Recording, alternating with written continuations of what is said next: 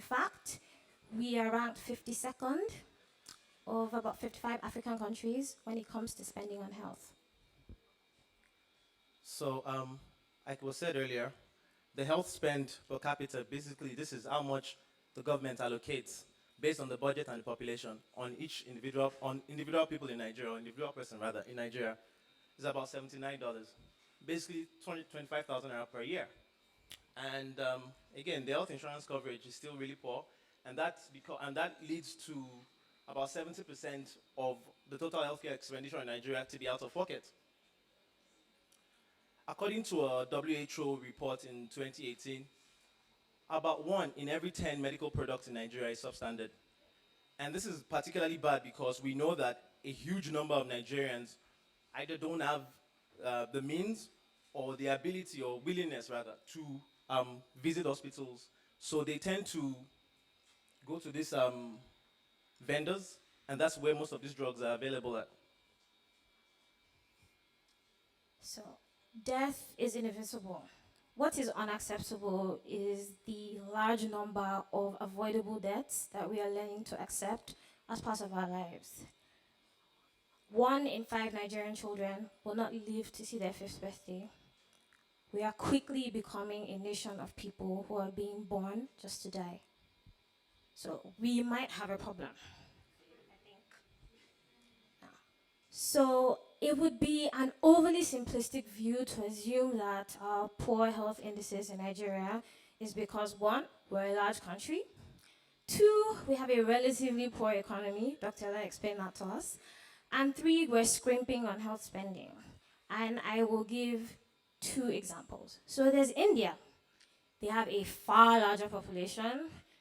They end up spending less because of the number of people per capita. But we know that India is one of the top locations for Nigerians to travel for medical tourism. On the other hand, there's the US, and they spend a lot. They spend almost twice the amount that the UK and Germany spend on healthcare per capita, so that's per person. But they still have worse scenarios or outcomes in certain cases. These 2 scenarios help make it obvious that throwing money at the problem isn't the solution. So developing a system that works for your country is. And I like this quote, which is why it's here. And it says, the challenge to Nigerian innovators and game changers in the healthcare space is to find ways to do more with less. This will be done by using technology to leapfrog over now obsolete ways of delivering healthcare and go straight to modern tech-enabled fixes. This is by Dr. Brown, and this is why we're here, health tech space. Okay, so the report identified 75 active startups, and they've been able to raise a little under $8 million in the 14 years that the sector has existed. Now, those 75 startups exist in 12 subsectors, which are diagnostics, elderly care, electronic medical records or health information systems, hardware infrastructure, health logistics, health insurance, maternal health, mental health, pharmaceuticals, public health. We have telemedicine and training. So, at the launch timeline, in 2004, the first identified health tech startup was started, and this was Apmis. And it took a couple of years before the second one was launched in 2012, although now defunct. And following that period, there's been a steady and organic growth of startups that have been launched. 2016 till date have shown a significant increase in numbers, and they contain most of the startups that have been launched in that period. Well, it's not surprising that almost 60% of the founders in this space have a health or biological science background, and then we have others with engineering or IT backgrounds. 55 of the 75 active startups that we uncovered are based in Lagos. And I would say that this overconcentration can be accounted for the financial burden and the logistical difficulties of setting up a tech-based operation in remote areas. Now, these remote areas would benefit most from tech solutions because they already have the existing problem of poor access to facilities and healthcare providers.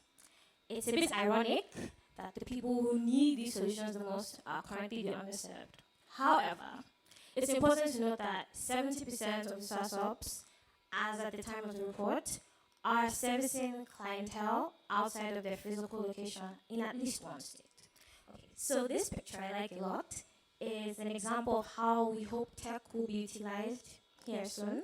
A zip line is delivering blood to hospitals in remote areas that would take a long time to access by road or places where they're not even accessible by road.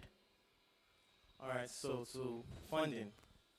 In 2017, fintech raised 6 times more what health tech has been able to raise, was able to raise rather. And this is both locally and from a continental standpoint. Well more than 50% of the funding were grants. However, in terms of raw cash, VC funded deals were fewer, but more money was raised in those deals. These are the top funders in the space, and we can see that they're international funders. So there's a need and I think urgency for more local funders. YC, Facebook, Merck, and Google. However, there are some notable local funders: CC Hub, Tony Elumelu Foundation, Private Sector Health Alliance of Nigeria, Venture Platform, and She Leads Africa. However, most of them still deal within the grants trade. So, there's a general low representation of women in tech, and when you look at the founding groups for Nigeria's health tech startups, that is evident. You have 70% of these founding teams as all male groups, and the remaining 30% is split as mixed groups, so with men and women, or all female groups. Now, there is also no empirical evidence that mixed teams have it easy or easier raising funds, but mixed teams are responsible for raising 50% of the total amount raised in the health tech sector till date. So that makes them the most funded group as of now. So talking about funding, we want to break it down into subsectors. What subsectors have been able to raise more money? The EMR subsector is still the most or the best funded subsector so far. But it's a bit skewed. Not even a bit, it's actually quite skewed. Because one of the startups there has been able to raise well over $2 million. So, Helium Health. So, that kind of makes things a bit skewed. Second is pharma. Pharma hasn't raised as much money as EMR, but they've been able to spread that money across more startups. So they funded more, they've got more startups in that subsector funded than in EMR. And then the third is health insurance. Although this is a bit estimated, Reliance HMO has been able to, we assume has been able to raise well over $1 million on account of the fact that most startups that make it to YC tend to raise in that region. So we estimate that they've raised at least $1 million. Pharma and telemedicine, however, still are the subsectors with the highest number of startups that are being funded. So the healthcare sector is highly regulated. It's not much different for health tech. It's highly regulated, requires a lot of public funding, infrastructure, and support.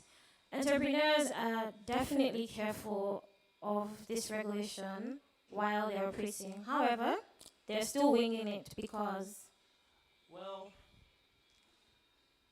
as it is, there's no national health policy document, right? But to be fair, agencies like NIDA, Ministry of Health, Ministry of Communications, have been engaging entrepreneurs to develop a policy document. But until that is done and crystallized, most entrepreneurs are still basically just working within a very opaque framework. Yes, some of the initiatives and partnerships that have been happening within the sector. My favorite, which I think is a perfect example of PPPs in health tech, is when CC Hub and NIMA, the Nigerian Institute of Medical Research, piloted and released NIMCare, which is a digital patient tool that encourages and promotes adherence to the treatment of TB. NCDC as well is one of the Nigerian parastatals, and they've been able to use technology as a means to disseminate information and get feedback from general public. So some other initiatives and meetings has been held by Digital Health Nigeria, Impact Hub, and EpiAfrique, where they organize hackathons, they organize meetups, which eventually I think might lead to a higher number of partnerships and collaborations, which will lead to the growth of the sector. The health tech sector, like any other, has its challenges. These are a few. So, standardization. As there's no particular blueprint, everyone seems to be doing their thing. And that would be an issue when it's time to scale, because I have my interpretation, you have yours. You can imagine what that does. Then there's a limited supply chain system. For now, a lot of the supply chain is focused on big cities, for example, like Lagos, and you need to service other areas, especially when you're thinking about pharmaceuticals and like medical products. Getting these things to the remote areas needs a lot of help. Now, while it has done a good job of telling us a bit about what's going on in terms of funding, but health tech entrepreneurs could always use a lot more funding. It's going to take money to get to where we want to get. There's also the shortage of locally available talent. You need people who are world class standard, who are willing to live in the madness that is Nigeria. So we should look into training more people who are already here and open to staying here. Now, there's the challenge of cultural perceptions about healthcare and accessing this care. Most people are not open to the new changes that are coming with health tech, like imagine telemedicine. People may not be accepting that just because of a perception that already exists and needs to be corrected. Also, people present very late at the hospital, most times because they don't have money, but all these things have become like culturally imbibed. Now, of course, where there are challenges, there are opportunities. It depends on how you look at it. There's opportunity for medical savings, and I would like to highlight the collaboration between Piggy Bank and Avon Health, HMO, from October 2018, which is supposed to encourage the average Nigerian to save as little as they possibly can towards their health. There's a lot more space for players to come into this. Then there's hardware solutions. Health tech entrepreneurs are having a difficult time simply because the hardware is not locally available. It's expensive, and if there were people handling that, it would free them up to be able to focus on what they actually need to do and not just getting the things they need to get started. So there's also, like all over the world, there's been talk about improving patient care, which is fantastic. I think that there's an opportunity to focus on health workers and their experience. So if that's tackled, we believe that that would actually help improve the general level of care and also the patient experience.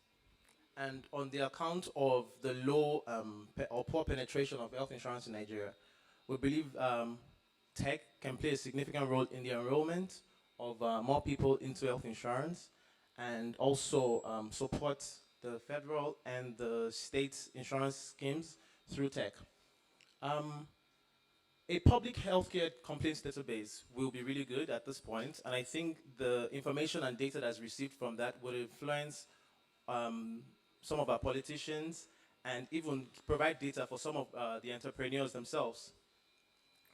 Healthcare education is also a place that I think there's a lot of opportunity, either to educate the healthcare workers themselves or to educate the clients and the general public.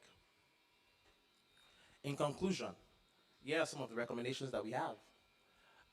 Capital is rare, and we would like more capital in the space, however way possible, preferably VC money or angel. And women are still well underrepresented in tech in general, but also particularly in health tech. There are still less women playing in this space, and would encourage more women to get in. Presently, there's something that looks like an EMR startups arms race. So everybody's just biting whatever part of the market that they can bite. And we think that this is fine at the moment, but at the point where there's a need to scale, there might be a problem because of the poor interconnectivity and interoperability, excuse me. And we believe some form of mergers and acquisitions will be nice. Um, Also, we recommend that startups start to engage um, regulators proactively because it's best that way when you go and you have a list of recommendations to the government rather than when the government comes with what, depending on whoever created that agenda. We also believe that, or we recommend that some startups start to provide full stack offerings rather than very specific corners of the market because over time this might become obsolete. Um, and then particularly for health insurance, we believe that retail insurance solutions should increase as the race to reach the bottom of the pyramid heats up. Thank you very much for listening, Thank you for and I hope you listening. enjoy the rest of the.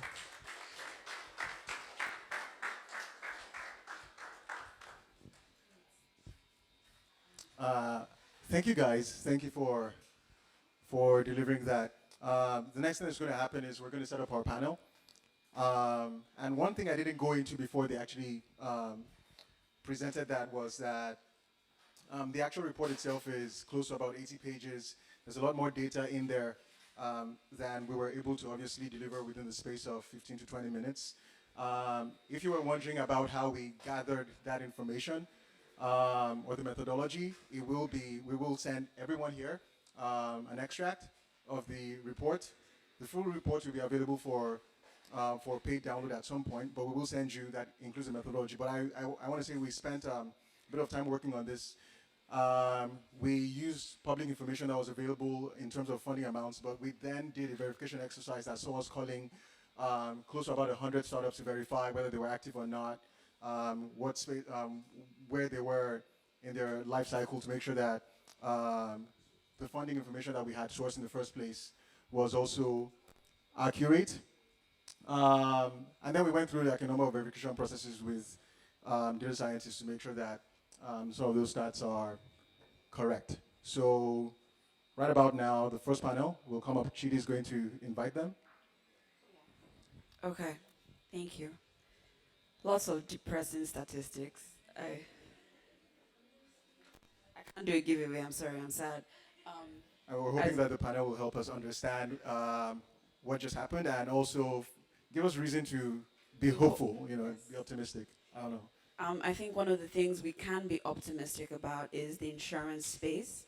And I want to commend Avon on this. And I know that after this panel, Victor will be coming to talk about what they're doing to make sure that we in Lagos and then outside are getting some coverage. So your excuse about no money can't fly anymore. Please go get checked. So I'm going to have Ezine come up. Back of it. Are you going to introduce her? And then she will introduce the rest of her panel. She will introduce herself and tell us where this is from.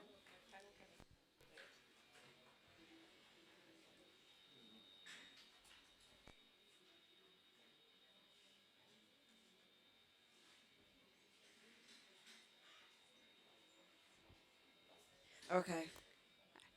Everybody welcome Ezine. Good morning, everyone. Morning. My name is Ezina Nyao, and I'm the founder and CEO of Efrent. What did you guys think about the report? Anybody shocked? Did you learn something new that you didn't know before? I did. What about Dr. Ola Brown's presentation? What did you think about that? Okay, all right.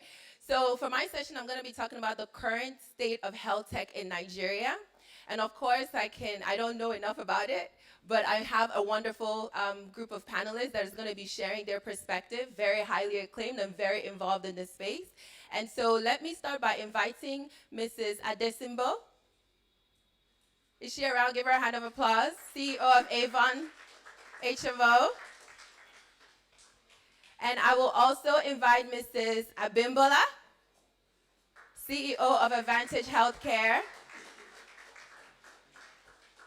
And finally, I will invite Mr. Brian, who is an angel investor as well as one of the founders of Life Stores. Is he available?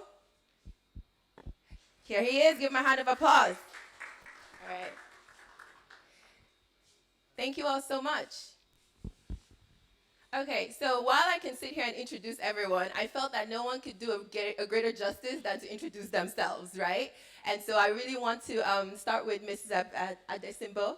If you could just introduce yourself and just in 2 minutes, the high level of what you heard from the report, just your perspective.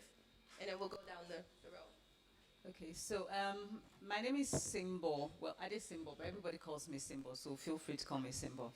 I'm the CEO of Avon HealthCare Limited. We are popularly known as Avon HMO.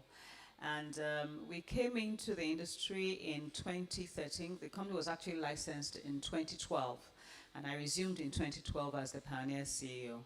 And we came into the industry thinking that, you know, the best way to approach what was going on in there was to really focus a lot on technology. I remember the first presentation I did to the investors in the company. I had 3 pillars. One was people and culture, the second was technology, and the third was brand and marketing. And I don't think I've made a wrong decision, and that is why you'll see Avon HMO being in the forefront of using technology to drive adoption of, you know, health insurance. As you know, it's a great challenge to try and change the way people behave or feel about health insurance in Nigeria. Also, the alliance you see us doing with Piggy Bank is also not a mistake, because we believe that, you know, distribution is key, and affordability is part of what enhances your ability to enter the market and penetrate the market. So we continue to look for alliances with other players in the tech space, even people who are not yet aware of how their tech can enhance what is going on in Nigeria's healthcare sector. So it's a pleasure to be here and to meet all of you, and I hope to have discussions with people later on. My name is Brian Mesway. I'm the co-founder and CEO of Lifestars HealthCare. So just reflecting on the rest of the conversation today, I mean, I think Dr. Ola's presentation was really powerful. And one thing that spoke to me there was the power of the front line, the power of the primary healthcare space. And so we truly believe in that. And a lot of our work is around empowering pharmacies to actually play a greater role in delivering healthcare and having access to the masses. And so Lifestars actually owns and operates a chain of pharmacies, mostly on the mainland. And then on top of that, we actually have programs that we have in place for people that have chronic conditions, especially hypertension and diabetes, to allow them to get access to health coaches, telephonic care, to allow them to get access to discounts when they buy products linked to their conditions. And then we're trying to partner as well with insurers to provide them with insurance to make sure they can pay for their medicines on time and in the right way. So we see pharmacies and that front line as being key to solving the healthcare challenges that we have in Nigeria. And for sure, everyone else has a part to play, but if we miss that segment, we think we'll be in a lot of trouble. So really happy to be here, and also very happy to engage with the rest of the team as the day goes along. All right, thank you. Thank you. Excuse me 1 second. One of the things I like about moderating is I get to make these awesome announcements. If you drive a Nissan Versa, license plate AKD446FM, please move your car. You are blocking somebody. A Nissan Versa, they didn't tell me the color, but I'm guessing it might be. Okay, thank you. Hi everyone, my name is Abimbola Adibaki. I'm CEO Advantage Health Africa. I'm also co-founder of MyMedicines.com, and I think more people know what we do from MyMedicines.com perspective. But at Advantage Health, what we have found is there is need for an aggregator in the health space, particularly to help to bring the value at the last mile to both the operators and the consumers. One of the things we do is to look at problems and try and find solutions around them. One deep one we're doing right now is to create a platform across the pharmacies that exist in Nigeria. The platform itself is one of the things that then health tech providers can ride on. Because in the absence of the platform, you find uptake being very limited. And then it frustrates your effort because your idea is great, but then how does the operator in Jos or the operator in Nasarawa take advantage of what you're doing? Now, if each one of us is creating virtual infrastructure, it's very troublesome, very wearing. So when you find an aggregator in a space, what you try to do is ride on them, and then you can then leapfrog. So we have proposed to the sector that really in sector-wide collaborations is the way forward, and we're making quite a bit of advancements in that area. Awesome, thank you so much. And just really quickly about Efrent, I saved my introduction for last. Efrent is a health tech company, and we focus on using health data to help our clients make decisions, whether it be their clinical or their operations. Right now, we are focused mostly on diagnostics and oncology, and we're based here in Lagos. Great. All right, so the second part of this panel is talking about innovation. So Mr. Ngumorcha is going to take that. So I'm focusing on the current state. And when I was asked to do this, I did a bit of research. And for me, I want to start with money first, because the presentation and the report shared how much health startups have been able to raise. So we're going to go a bit global. We're going to go outside of Nigeria. And so my first question, so in the report, it stated that there are 75 active startups, and out of the 75, 37 have raised under $8 million. Now, in a report by HealthCare Weekly, 10 startups in the US raised a whopping $1.7 billion, just 10. And the overall investment in 2018 over the last 2 years was $15 billion just for health startups. So health tech startups. So then my question is, how do we get there? Or can we get there? So I'm going to start with you, Brian, as an investor. How can the 75 active healthcare startups in Nigeria start to compete on the global stage?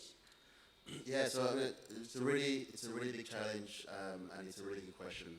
And I can speak about it from an investor perspective, but also from an operating perspective. There's something really powerful in following the lead of others. I think as humans, we have a very natural inbuilt character of following what other people have done, we're sheep effectively. There's a cultural thing that allows us to kind of find safety in numbers, and investors tend to follow where other investors have invested already and haven't been burnt. So you'll see that really as we have one or two of these 75 startups that have been identified really blow up and really prove that there is value to be had by investing in Nigeria or in Africa, and getting something out of it, that suddenly there'll be an open door and there'll be a rush of other investors coming in to try and also play in the markets. I think I saw yesterday that Andela raised 100 million for the current round. That we should all celebrate, because that basically means that the rest of us have a path that investors outside Nigeria can look at and can say, okay, there's something really interesting here. And we should want Andela to do really, really well. So I think that's the first thing that I would say, is that because investors are sheep, we should celebrate each other, and we should try our best to help the other startups succeed. The second thing that I'll say is that, from the operating perspective, is that as our investor base in Nigeria is still being educated, I have both invested as an angel, but I currently run with my co-founder LifeStars HealthCare. We found that actually when we speak to investors in Nigeria, there's not a lot of understanding of the entrepreneur's perspective of fundraising. And there's a bunch of new angel funds and VC funds that are coming up that are getting more and more sophisticated, but we have a long way to go. And so, I think, we should all, kind of not just look at Nigeria when we think of investors, but put a lot of effort as well into crowding in other investors from across Africa and across the continent. But I think it's going to be a long journey, and you see all of us working hard to make it happen. Okay. And I'll come to you, Simbo. Since Avon really supports different healthcare startups and other startups, what do you think? Can we compete? Can we get there? Yeah, I think it's important that we look at what we can do to kind of expand the size of the market. And every investor wants to see a journey to scale, and that's something that's been very hard for even us as a health insurance company. And we have been growing. We've been growing in leaps and bounds. I dare say we're probably, if not the first right now, we're maybe number 2 in the country. But even then, we struggle with the profit margins. I think our health care sector on the whole has some fundamentals that needs to be addressed, both at the regulatory level, but also at the consumer level. I mean, we need to change the behavior of the average Nigerian and their attitude when it comes to healthcare, because we just don't want to pay for it. Hospitals are struggling, HMOs are struggling, pharmaceutical manufacturers are struggling. The only people who seem to be doing quite well are diagnostics, because Nigerians like to diagnose themselves. They believe they can treat themselves. So I think it's important for us to do what we can, all of us that are players in the industry, to work together to begin to influence consumer behavior. And that's where it starts. Even if the government is not spending as much of the federal budget as they should on health, individuals need to spend money on their health. That's the truth. Absolutely. Absolutely. Anything to add, Nibola? Yes, very quickly, one of the things that showed up in the report is that many of us playing in there are healthcare professionals. Fortunately or unfortunately, what comes with us is first the developmental aspect of what we do, then the business aspect. And if you're speaking to an investor from a social point of view, you almost tend to begin to speak like this is a charity. Healthcare really is not a charity. And if you're asking someone to come and bring investment, in their typical mind, they want to see the ROI, the return on the investment. When will it materialize? How large is it? And what is the opportunity cost?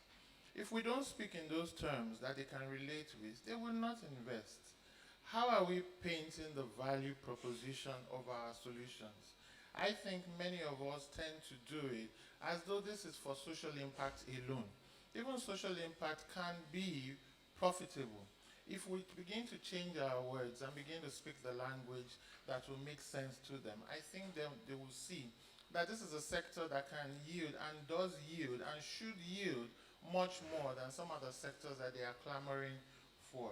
And so the language also ought to change. The healthcare provider or practitioner right now speaks very poor financial language, and then we must improve our capacity in that area. Thank you so much for that. And that almost segues into my second question, because last year alone, FinTech, according to the Nigerian Investment Promotion Commission, FinTech was able to raise $800 million in Nigeria. That was what was reported on their website. 800 million on their website, on the Nigerian Investment Promotion Commission. So that's a regulatory commission.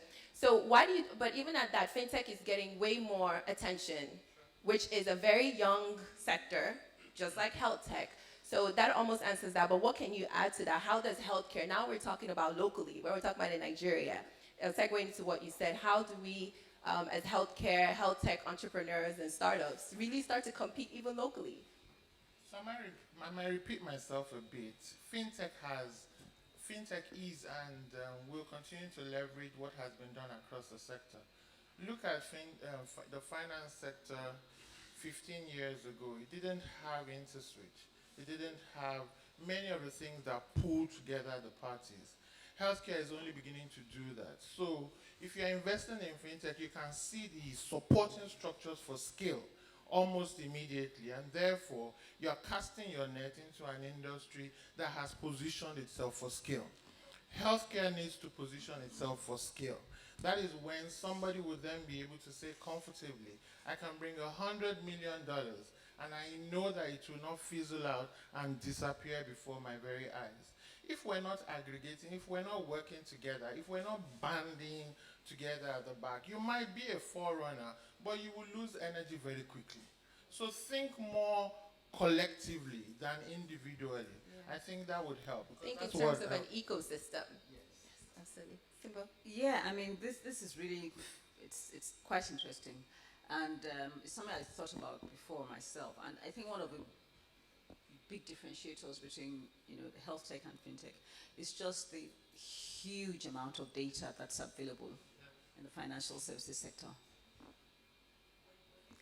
Yeah, I mean, it's amazing. The financial services sector has been in existence for so long, and from the very beginning of its existence, there's been data.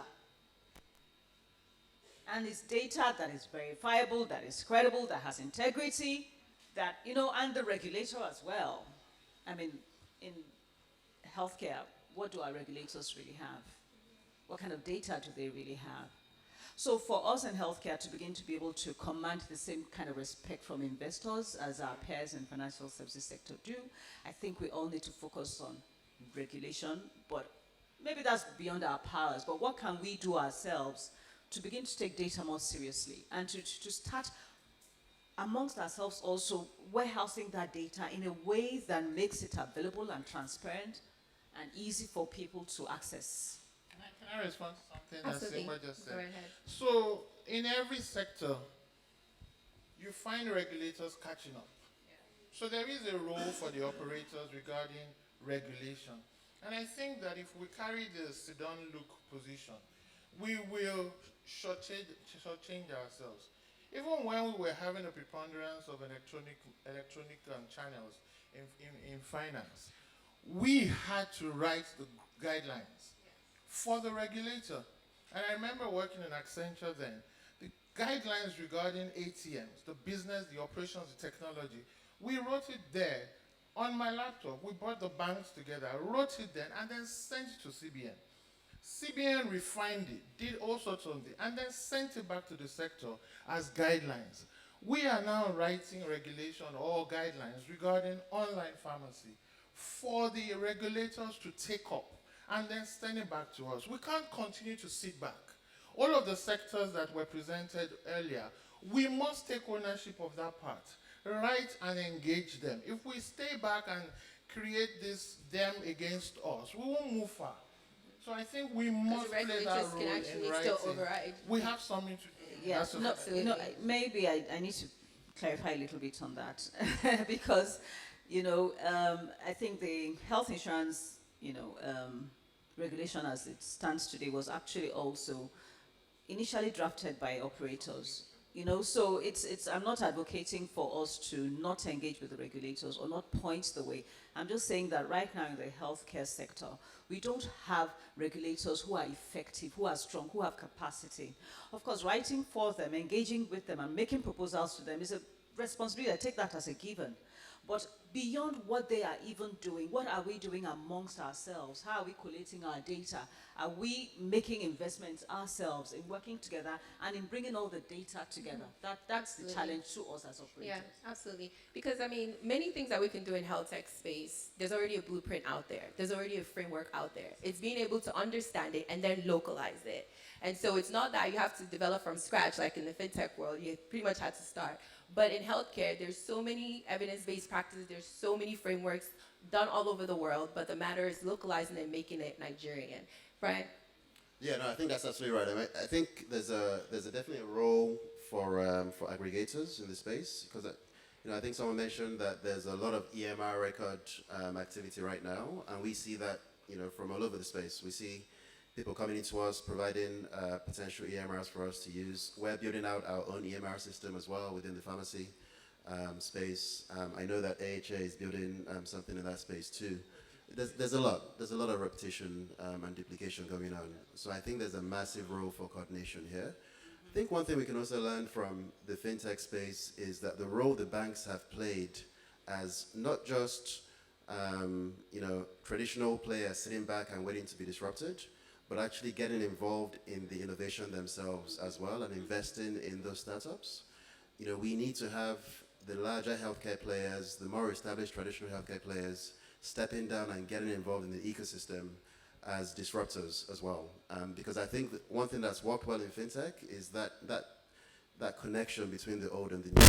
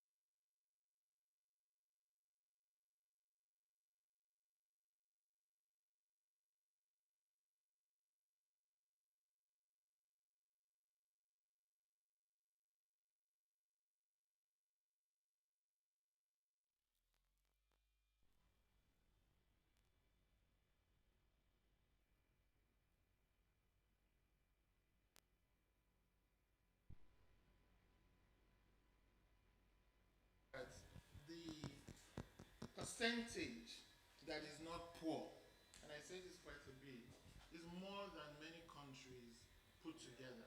And that story for me is very profound, and that's why I look at it as Nigeria rather than just, the components. The investors or the operators of ShopRite, when they were coming to Nigeria, they were warned of us. They were told, don't come, that country is very harsh. But what they did was they looked at one statistic. I'm sure they looked at many others, but I'll be very quick. They said Nigeria has 17% poor. So if you see that, and as many of us see it, we think that we're a poor country. What they saw was 30% is not poor. And then they did the numbers. The whole of South Africa was just about that 30%. And they said if they can have 700 of their outlets in the whole of South Africa, with its poor, not poor, being about 55 million, then the 30% in Nigeria is sufficient for them to have 700. So you can imagine the way they think of scale, okay? That is what takes you, that's what gives you courage on a daily basis to wake up and see 30% that is not poor as your target. I'm just saying that, we should be able to use the numbers and interpret them carefully into what would drive you. But if you see just a small part, you probably get tired. Absolutely. Thanks for that. And so just for time and so that we can leave enough time for everyone to ask questions, I'll just go just real quick, rapid round, final thoughts. We've heard about need to work together, aggregate data, need to celebrate the startups that are already raising money, healthcare or not healthcare, be able to speak the language of the investor in order to compete with the fintech. Any last thoughts? I think it's also important to aim for standardization. I saw that was one of the points that was raised in the report. I mean, right now, you want to work across multiple hospitals. They record diagnosis and services very differently. And meanwhile, there are global ICT codes, CPT codes, that's everywhere else. This is what people use. This is what the healthcare sector uses. And, that's something that we all need to strive for. You have multiple EMR systems that don't necessarily record in the same way or keep data in the same way. For me, I'm all about data first. Everybody that has heard me speak has heard me go on and on about data because it's just invaluable when you have it. And it's what makes everything else possible and what makes you able to scale. So let's just standardize the data and have it in one place. Standardize. Thank you for that. So I'll give you another S, scale. So, I think it's linked to standardization, but I think we really have to be able to, in the next 5 years, get to a startup that can claim with evidence that they have millions of users on a daily basis, potentially, or based on the type of startup that it is.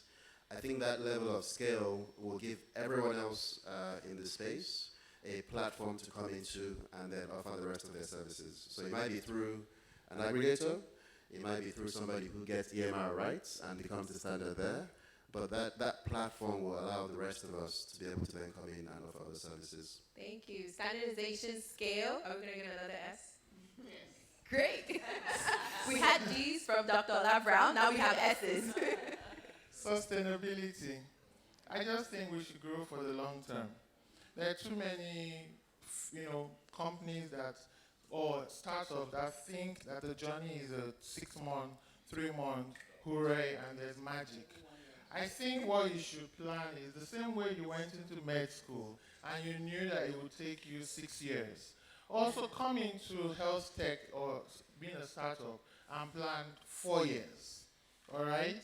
Yes, the one-off, the outlier might make it and strike it. But really, what does it mean to make it and strike it? Plan long term. That's all. Absolutely. Thank you so much for that. Give the panel a round of applause. I think it was great. Okay, so I'm going to look see how many questions can we take given time. 1, 2, 3, 5 in the room, front and back, so that's 6. Okay. 6. All right. So I'm just going to say, based on the report, we know there's 70% male startup entrepreneurs. We're going to have to even this out, right? So 3-3. All right? So women, let's represent up in here, okay? So we'll start with ladies first. Ladies first. Right up here, right in front. Please, your name and Your name and your question. Okay, hello. To who, if it's specific? Sorry. Okay, my name is Sheon Timikoli-Odu. I'm a managing partner of Haystones, a law practice. My question is really directed at Simbo. I know you said a lot about data and the need to standardize data, but it's really not a question, it's more of a comment. Isn't it more important that what the insights we get from data as compared to just gathering data? Because I think Nigerians can do with more preventive treatments rather than having to always provide, drugs to solve issues when people are ill. So I'm thinking, isn't it more about preventive, gathering data, gain insights from data, as opposed to just gathering data? Thank you. Yeah? Yeah, I mean, preventive is really, really important. And earlier on when I was speaking, I alluded to the fact that we needed to even change the behavior of consumers where healthcare is concerned. Part of that is also getting people to care enough about their health to, take actions and live their lives in a way that is guaranteed to make them healthier. But you see, even that in itself can give you a whole lot of data. So data is not only gathered when you start curing people or when you start, giving treatment to people. Data is also should be gathered around people's behavior, what influences behavior, what are people listening to, what are people. That's why when I said I did the 3 pillars, marketing was one. But for each of those 3 pillars, you actually need data. So data is not something, when we talk about, data that can help this sector, it's not only data that is related to medical treatments. Okay. Thank you. We'll take a gentleman. I saw the gentleman over there. You had your hand up for quite a while. So that's front. So this end is done. We're gonna move back. Okay. Do you want to come up front? Yes. As he makes his way up front, there is still food outside. I know we're enjoying this a lot, but I don't want it to get cold and soggy. There was something after else. this session, After you this can get session. food. And then the representative of Avon is going to come talk to us after we're done Thank with you. this. Hi, Otto. Okay. It's a 2-in-1 question. It goes to the CEO of Avon. Okay, so I happen to be someone who is interested in the health insurance sector. So you said something about the profit margin, which is really an issue. So my question is, what are you doing in terms of, I'm not just saying about you, I mean the HMO providers, what are you doing to reduce the cost charged by providers? Because I found out that from my research that the healthcare providers happen to be charging more when it comes to if you are under a HMO plan. And that automatically will now reflect in customers paying more in subsequent years. So what are you guys doing in that sector to see how to reduce the cost being charged by the healthcare providers? Secondly, has to do with the issue of the model we need to use, because I found out that why most people are paying out of pocket is because of the idea or the mindset that going to the hospital is quite expensive. So my question to you is, what model are you using? Or do you think that using the free bills model will, in a way, bring more people on board? Using the what model? Free bills, when I mean that, just giving them maybe a free plan for a period of time. Let them just come and try the experience. Then from there, subsequently they can, I'm saying this because these people are using it and I think it's working out for them. Micro pension.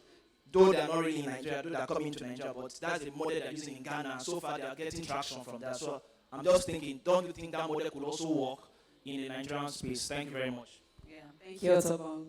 So it would be hard to find companies charging HMOs higher than they charge walk-in patients. It would really be hard because the whole model of the HMO business is predicated on you being able to negotiate what hospitals charge to a lower rate because you are bringing volume. However, there are some HMOs that are notoriously bad at paying hospitals on time. Those HMOs, hospitals charge them higher tariffs because they don't know when they're going to get their money. So I wouldn't advise you to go with that. HMOs who pay on time get very good rates, far better rates than an individual can get or a corporate organization putting a hospital on retainership can get. Yeah, the pressure on the profitability of HMOs comes from, on the one hand, corporate clients as well as individuals' unwillingness to pay for value. There's a lot of pressure.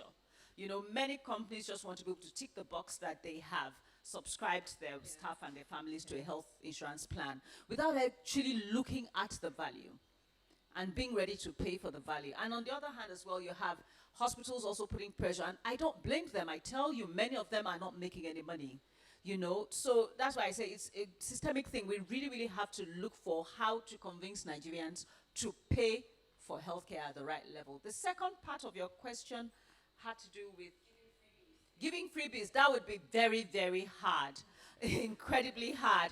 You know, letting people know that there's something to be gained by joining a health plan that takes care of their health when they fall ill should be a no-brainer. But like I said, you know, traditionally and, you know, according to our own sort of customs here, it's a bad thing to imagine you would ever be ill or need it. So it's that whole change that we're having to do through education, you know, and I think we will get there. Maybe that's why fintech is doing well, because no one wants to lose their money.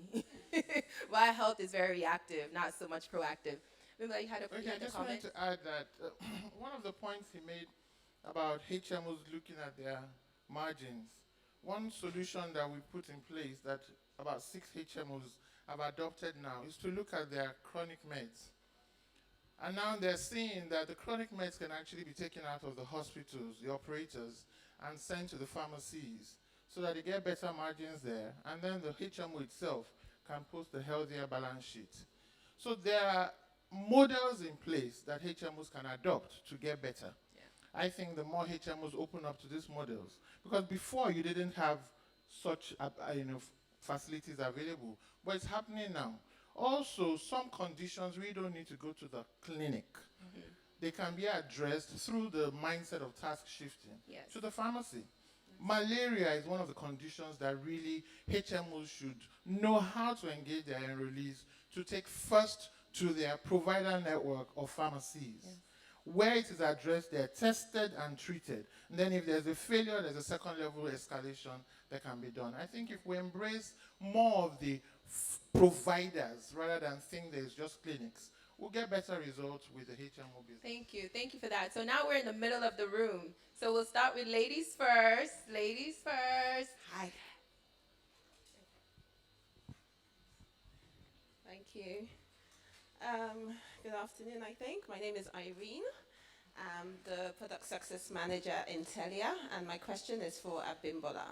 So you had mentioned you had sort of aggregated 933 pharmacies in Nigeria across the 33 states.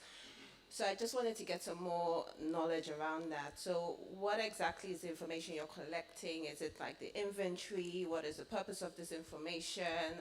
What sort of challenges have you faced in coordinating all these pharmacies across 33 states? I believe Brian had mentioned standardization. So obviously these are all different businesses that are collecting their data and storing it in different ways. So how are you able to streamline it? And the end product, who is it for? Is it for the customers like me? Like who has access? Thank you. Thank you. So it's a journey we have started, and what we're building is a platform business. And so with the platform, you do 4 things. First, you bring the members, then you introduce the services to them. Then you begin to find and create standards and rules. Then lastly, you matchmake. So right now, I would say we're at the stage where we are bringing the members and we are solidifying their identification with this platform. The second thing we're doing is that we're creating the matchmaking platform. Remember I said earlier that we're building that platform that runs right under their own individual software. If you say, oh, we're going to impose software on them, it's a hard sell. It will happen eventually, but it's a hard sell.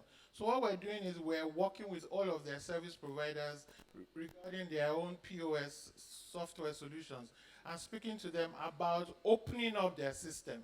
When they open it up, then we can use APIs to interlink and then speak the same language. then data begins to drop naturally. And we're already in partnership with IQVIA, for example, to translate that data into what the operators can use, where pharmaceutical manufacturers can, use better, and so on and so forth. Ultimately, it will come to your benefit. If their inventory is better managed, they're sourcing right, and they're able to place the medicine that you need in your area, then ultimately it will get to you. But our focus is strengthening them. In matchmaking, we're also beginning to bring services to them. They're able to access loans better. They're accessing this access to this market, this HMO market. Because now enrollees are coming to them in a way they wouldn't have come to them before.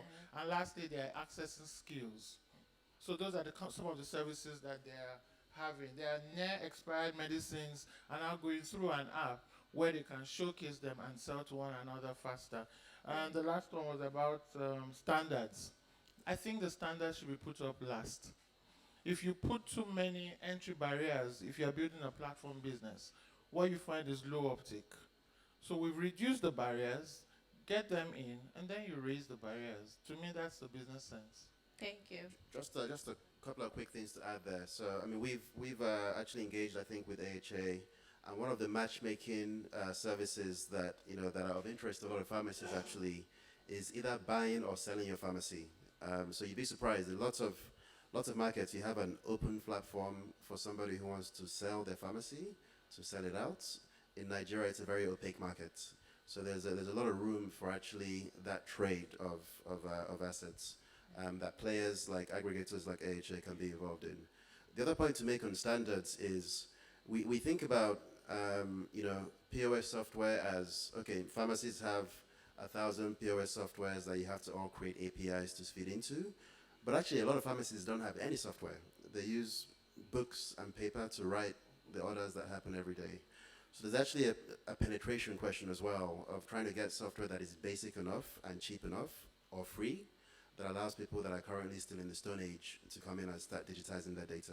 So that's part of the challenge that is also being faced by the sector. Thank you Actually, so much. I have a pharmacy for you. I just inspected one before coming here. Don't worry, we're going to meet Let's take it outside. offline. We're Money making business. All right. So one more question on the middle side. Yes. Shedu has, okay. Okay. Don't worry, we're still here. So if you don't get your question asked, the panel will still be around. You can ask some questions afterwards. Hi.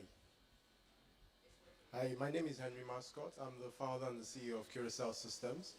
My question is for Mrs. Bimbo. Simbo. Simbo, right. So, I sell EMR and enterprise software to health insurance. And with the presentation, when the reports were going on, there was something said about EMRs being all over the place. But being in the market, we also know that most of these EMR vendors don't actually sell to the real people, right? They sell to small hospitals, mid-tier hospitals. Most of the softwares that most health insurance companies use, especially the big ones, they buy from outside the country, right? So when you do the numbers, we're actually paying Indian companies, American companies, so hundreds of millions of naira that could be in the economy and help grow these startups are all going out, right? And startups are looking for funding. All right, so what's your question? So no. So my question is to the CEO of Avon, right? You've talked about supporting, you've talked about data. How are we going to do all these things if the softwares you guys use all come from outside? How are you supporting local startups to actually grow if the money is being repatriated to other countries? All right, thank you for that. Yeah, very good question. First, the software we use now, we locally developed it. A local firm developed the software we use in Avon. We've used it for 6 years. And we made the decision not to go and buy any of those kind of, world-class, leading HMO options out there in the beginning because we thought we wanted to understand the market and understand the business. And we were looking to do something different from what other HMOs were doing. So we built one from the scratch and worked with a local developer. So don't make assumptions. However, I also have to tell you that given what we know now, we have found a match for our needs in the open market globally. I don't believe that we should be bound by what is available here. There should be no restriction. So what I would say to you is, and other developers, is to have conversations with HMOs. There are many other needs we have which you can help us lay on top of what we are using as the core software. There are so many opportunities. I have a long list. I'm hoping to, talk with as many of you as possible after, after this session. Absolutely, There's so much room Okay. of Okay. what can be done, not just with us as an HMO, but with other HMOs as well, and across the entire value chain. I mean, I'm not a doctor, I'm not a medical professional, and I'm not a pharmacist. I'm actually a lawyer turned business person. So, I see things that are from a commercial angle. I used to be in financial services as well. I've been in law, FMCG. So, there's a lot that the healthcare sector has to offer people who are willing to come out there and just be creative. Thank you. Thank you so much for that. So spend some time to talk to your potential clients. They might not need an EMR, but they might need something else, all right? So we're on the last part of the room. Can we get a ladies first? I see Dr. Rode. Can we get any ladies? Any questions? Okay. Nobody has questions in this All right, so no questions on that side? I think the gentleman has one. Yes. Okay, before he asks his question, I think it's fantastic that everyone is learning so much that they're not eating. But my food vendor is feeling very bad. Please, guys. Question, sir. So this will be the last question, and then we'll wrap up. Thank you. Hello everyone, good afternoon. I'm Chick from HealthCare. For the most part, we spent our time comparing health tech and fintech, and even though I think it's quite unfair because fintech has some specific features that makes it different from health tech. And who's your question directed to? I will let you know when I get there. Okay, so just hurry up, okay? Thank you. So in that, in fintech, you want to exchange money from one person to another, and so the money is already there. But in healthcare and health tech, people do not feel like they should spend money on healthcare. And like the CEO of Avon mentioned, people have to be made to spend, people have to spend money on healthcare. Absolutely. So my question is to you, how do you make people, based on the last pillar you mentioned, that you use at Avon, culture, seeing how we are here in this part of the world, how do you think we can make people spend more money on healthcare? Okay, so part of what we're doing in Avon is segmenting the market and trying to understand, what Nigerians think in the different buckets that we have identified them to belong to. So there's a certain category, I'll use age now because that's one of what we use for the segmentation when we do our discussions on our strategy. So you have people who mostly can afford our health plans on their own now without thinking too much about it, being between the ages of about 30 to about, and above. But after 55 or 65, if they haven't taken very good care of their health, they're so ill that it would very, very, very risky to want to give them health cover, because we also even don't have the data in Nigeria to price properly to provide health insurance for those category of people. So you might want to say, and this is, no competitor is here, but it's an open market. They should know if they don't know. That you could focus on that, that segment of the market, and then you talk to only people who can afford to buy your healthcare. And at the end of the day, there are the people who won't, because their own culture is so deeply embedded in them. They have matured thinking like that. Or you could face the younger segment, and you could go from the ages that are between 18 to 30.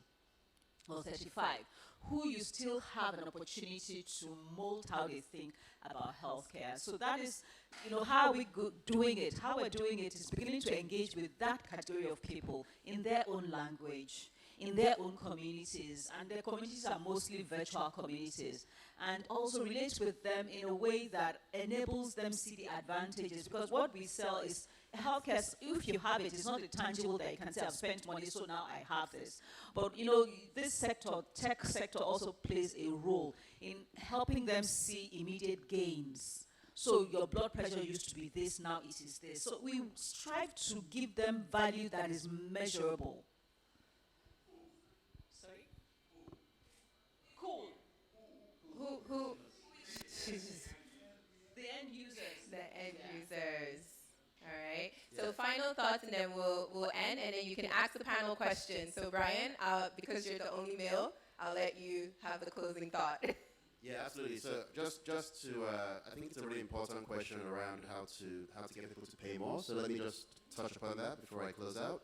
So in our pharmacies, we have on a daily basis people walking in with an idea of what they already have, an idea of what products they want to buy for that. And it's the role of the pharmacist and the role of the team. And it's actually not just their role as employees, but it's their role as healthcare professionals to educate the customers as they're walking in. And somebody mentioned preventative services, I think a little bit earlier, preventive care. And we're finding that actually it resonates if you tell the story in the right way. So if you see yourself not just as a reactive healthcare professional, but a proactive advisor to your clients, there's a lot of room for value there. And pure example is, so we launched a program for people that have hypertension that they pay 1,000 naira a month to be part of. That they don't really get any value apart from that 1,000 naira, apart from the fact that somebody calls them every week to ask them questions about how their BP is progressing, to give them tips on what to eat, what exercise to do, how to manage their stress. And the value they get from that, they tell us that is better than the drugs that they buy from us as well. Absolutely.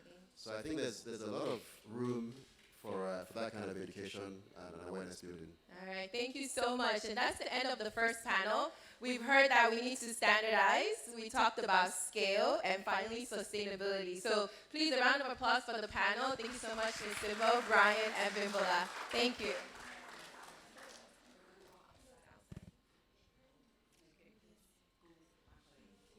Thank you guys very much. Where's Victor? Victor. Rep, yes, real quickly. So we're going to have a rep from our sponsors, Avon, come and tell us very quickly how you can get affordable health insurance. Then you guys don't have an excuse anymore. So, Victor?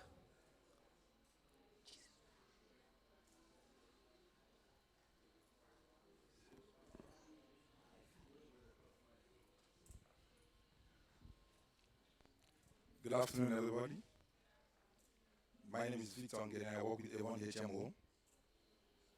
I want to talk to you about the plans that we have that you can key into.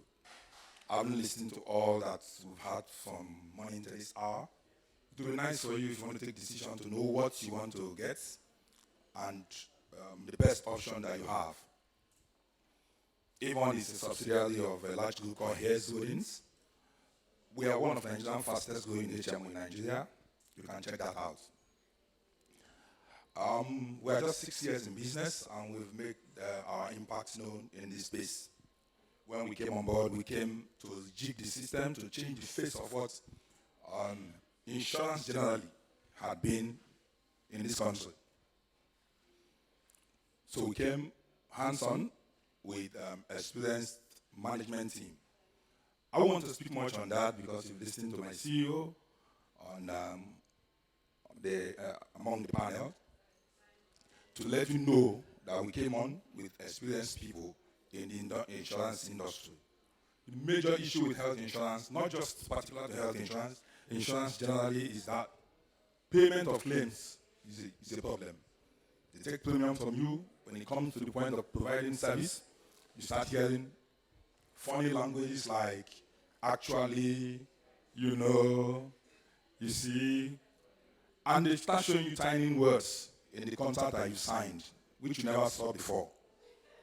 Yes. But at Avon HMO, when we came on board, we said, no, we must be as transparent as possible, coupled with the charge that we had from our group chairman to say, don't overpromise. Whatever you promise, you must deliver, whatever it takes. So we don't come to tell you what you cannot get from Avon HMO. We have designed our plans in such a way that all levels of income earners can get health insurance package for themselves, for their loved ones. No matter what you do, you are just a young SME, growing SME, you are a large company.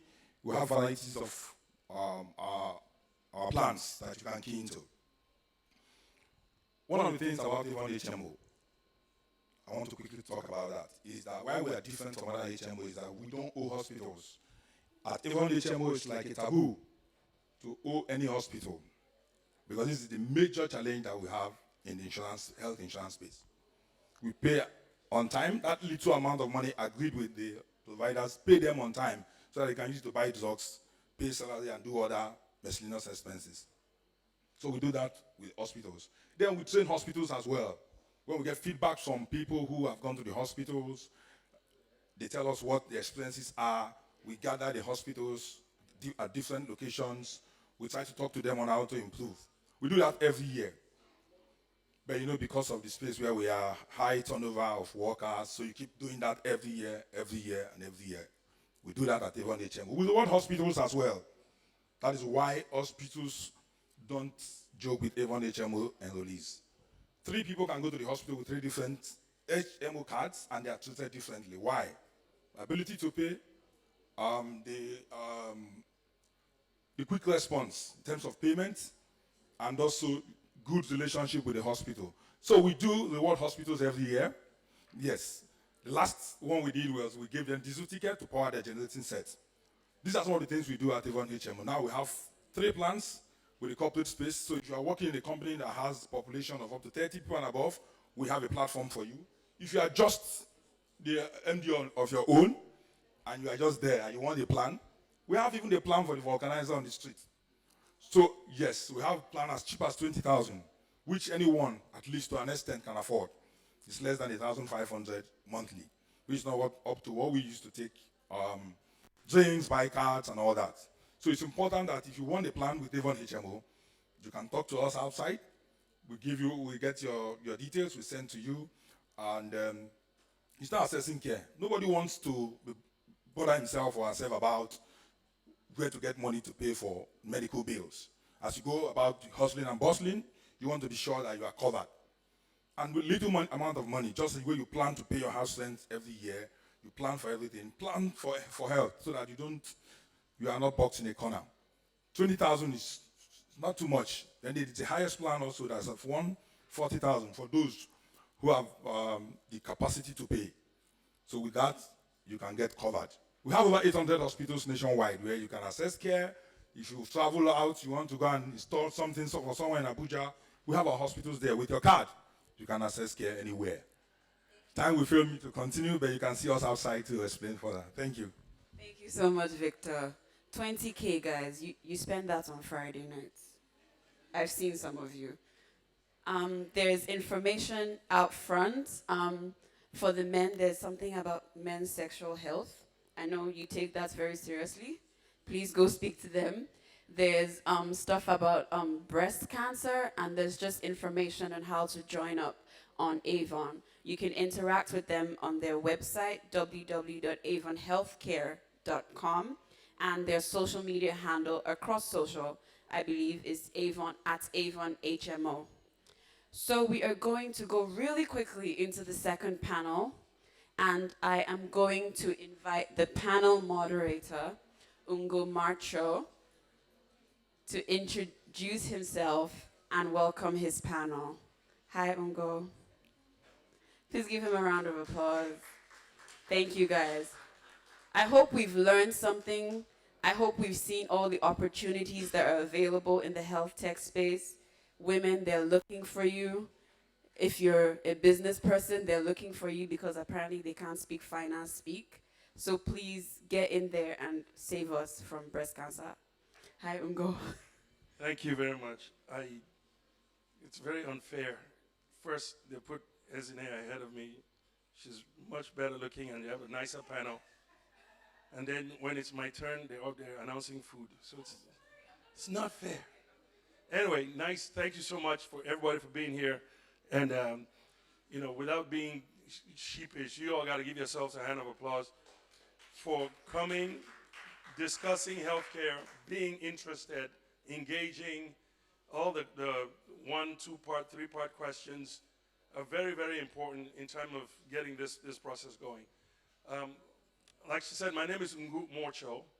I am a founder and CEO of a company called Yako Medical Africa.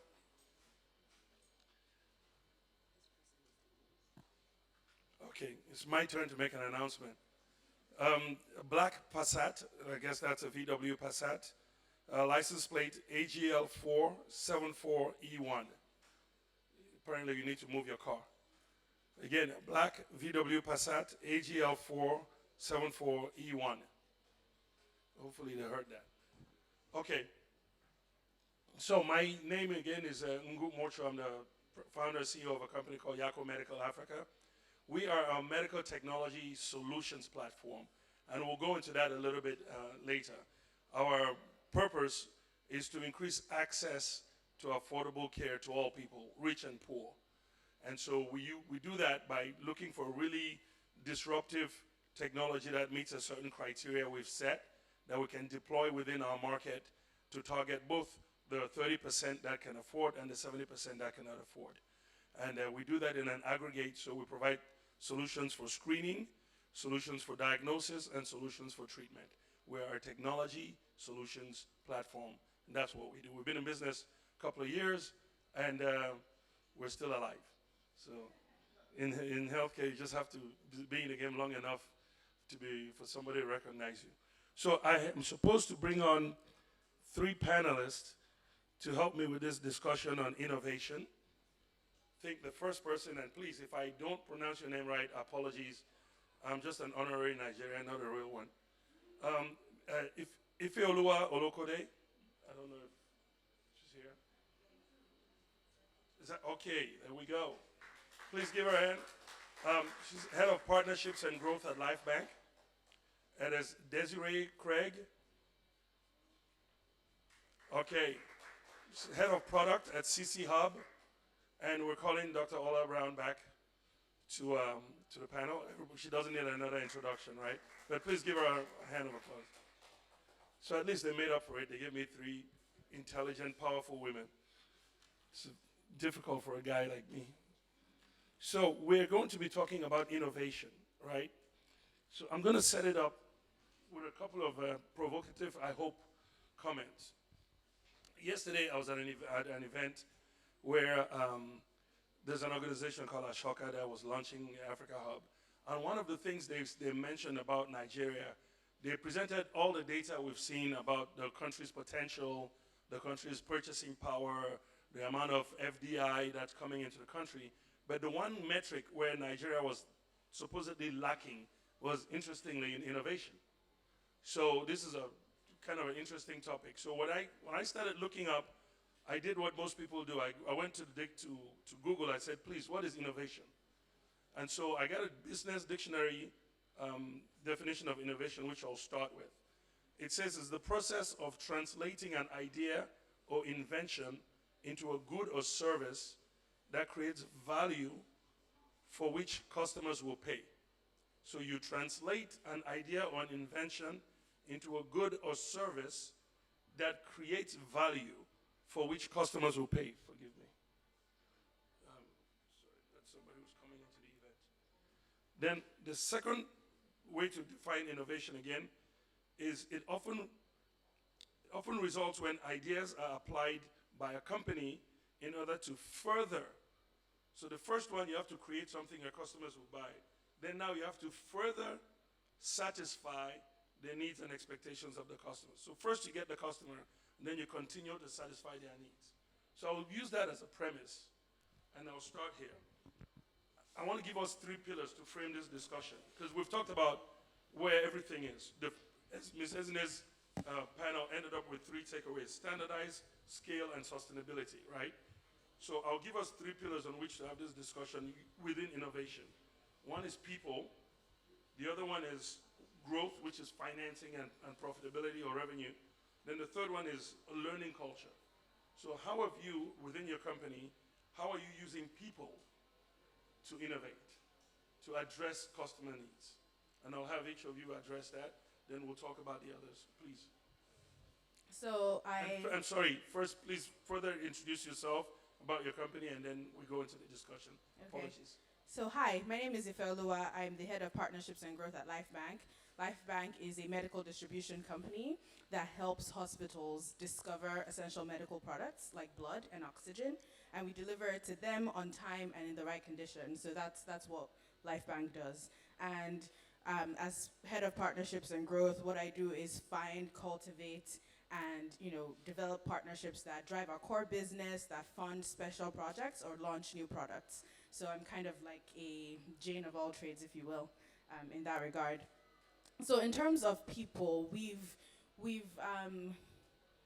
recognized that we have to invest in our dispatch riders. Our medical dispatch riders are really like the core of, they're the ones that are out in the field delivering stuff to hospitals. And in that recognition, we realize that we can't outsource this.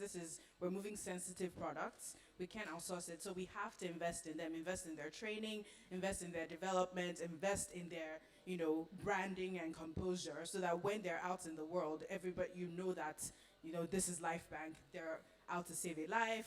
We're delivering essential medical products. So that's how our investment in people in that regard has happened. And we're a growing company. We're big in name, and we like that people know our name and have recognized the stuff that we're doing. But in terms of money, we're still babies. We haven't raised that much money, but we're on the path.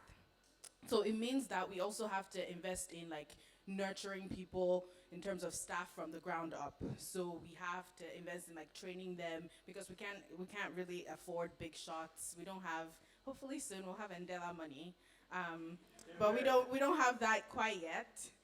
So investment in people and giving them training and nurturing and ensuring that they are progressing along in their careers and continue to add value is an important part of how we've invested in people.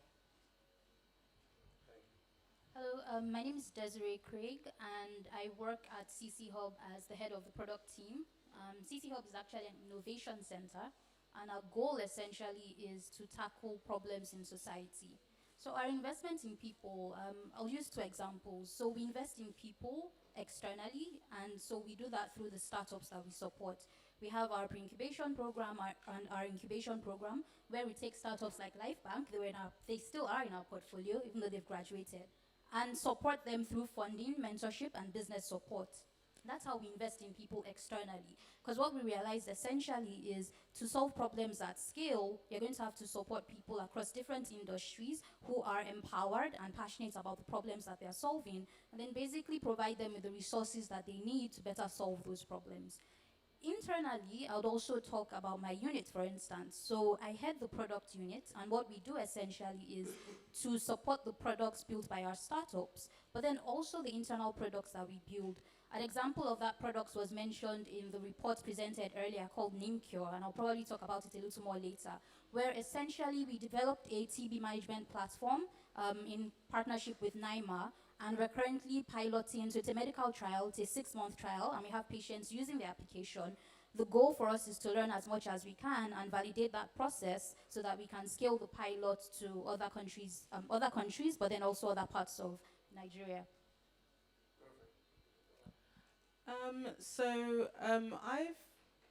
My company isn't a startup anymore. I think that we've graduated from that. We've been in business for almost 10 years now. I'll say that we're a mature, medium-sized company.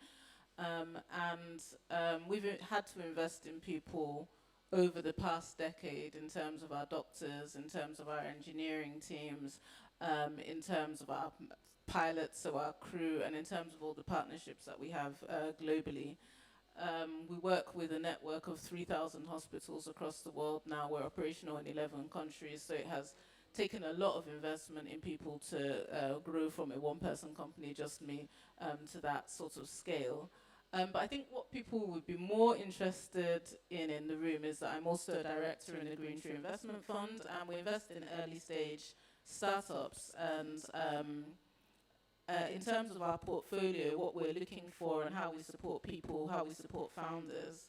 So how we invest in people is we're looking for people that are passionate about problems, but also people that are commercially savvy. So I hear a lot about, we need to raise more money, but hardly anybody talks about how they need to make more money as well. So we're always looking for people that are, very passionate about the problems that they're solving, but also commercially savvy. They understand sort of how to sell, how to market their product, and how to get their product to customers, and understand customer service as well.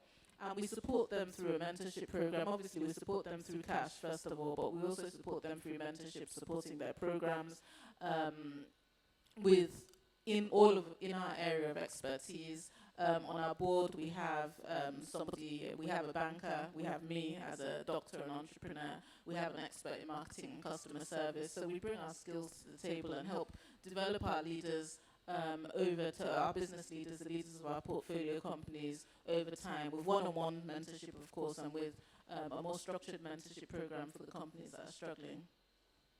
Okay, thank you, ladies. So one of the things we find out is that whenever you do a healthcare conference or a healthcare seminar, you get the standard, parade of data of what is happening in Nigeria. There's the usual maternal mortality. So there's enough problems to address, right? So we're not going to go back and regurgitate where we are. We are where we are.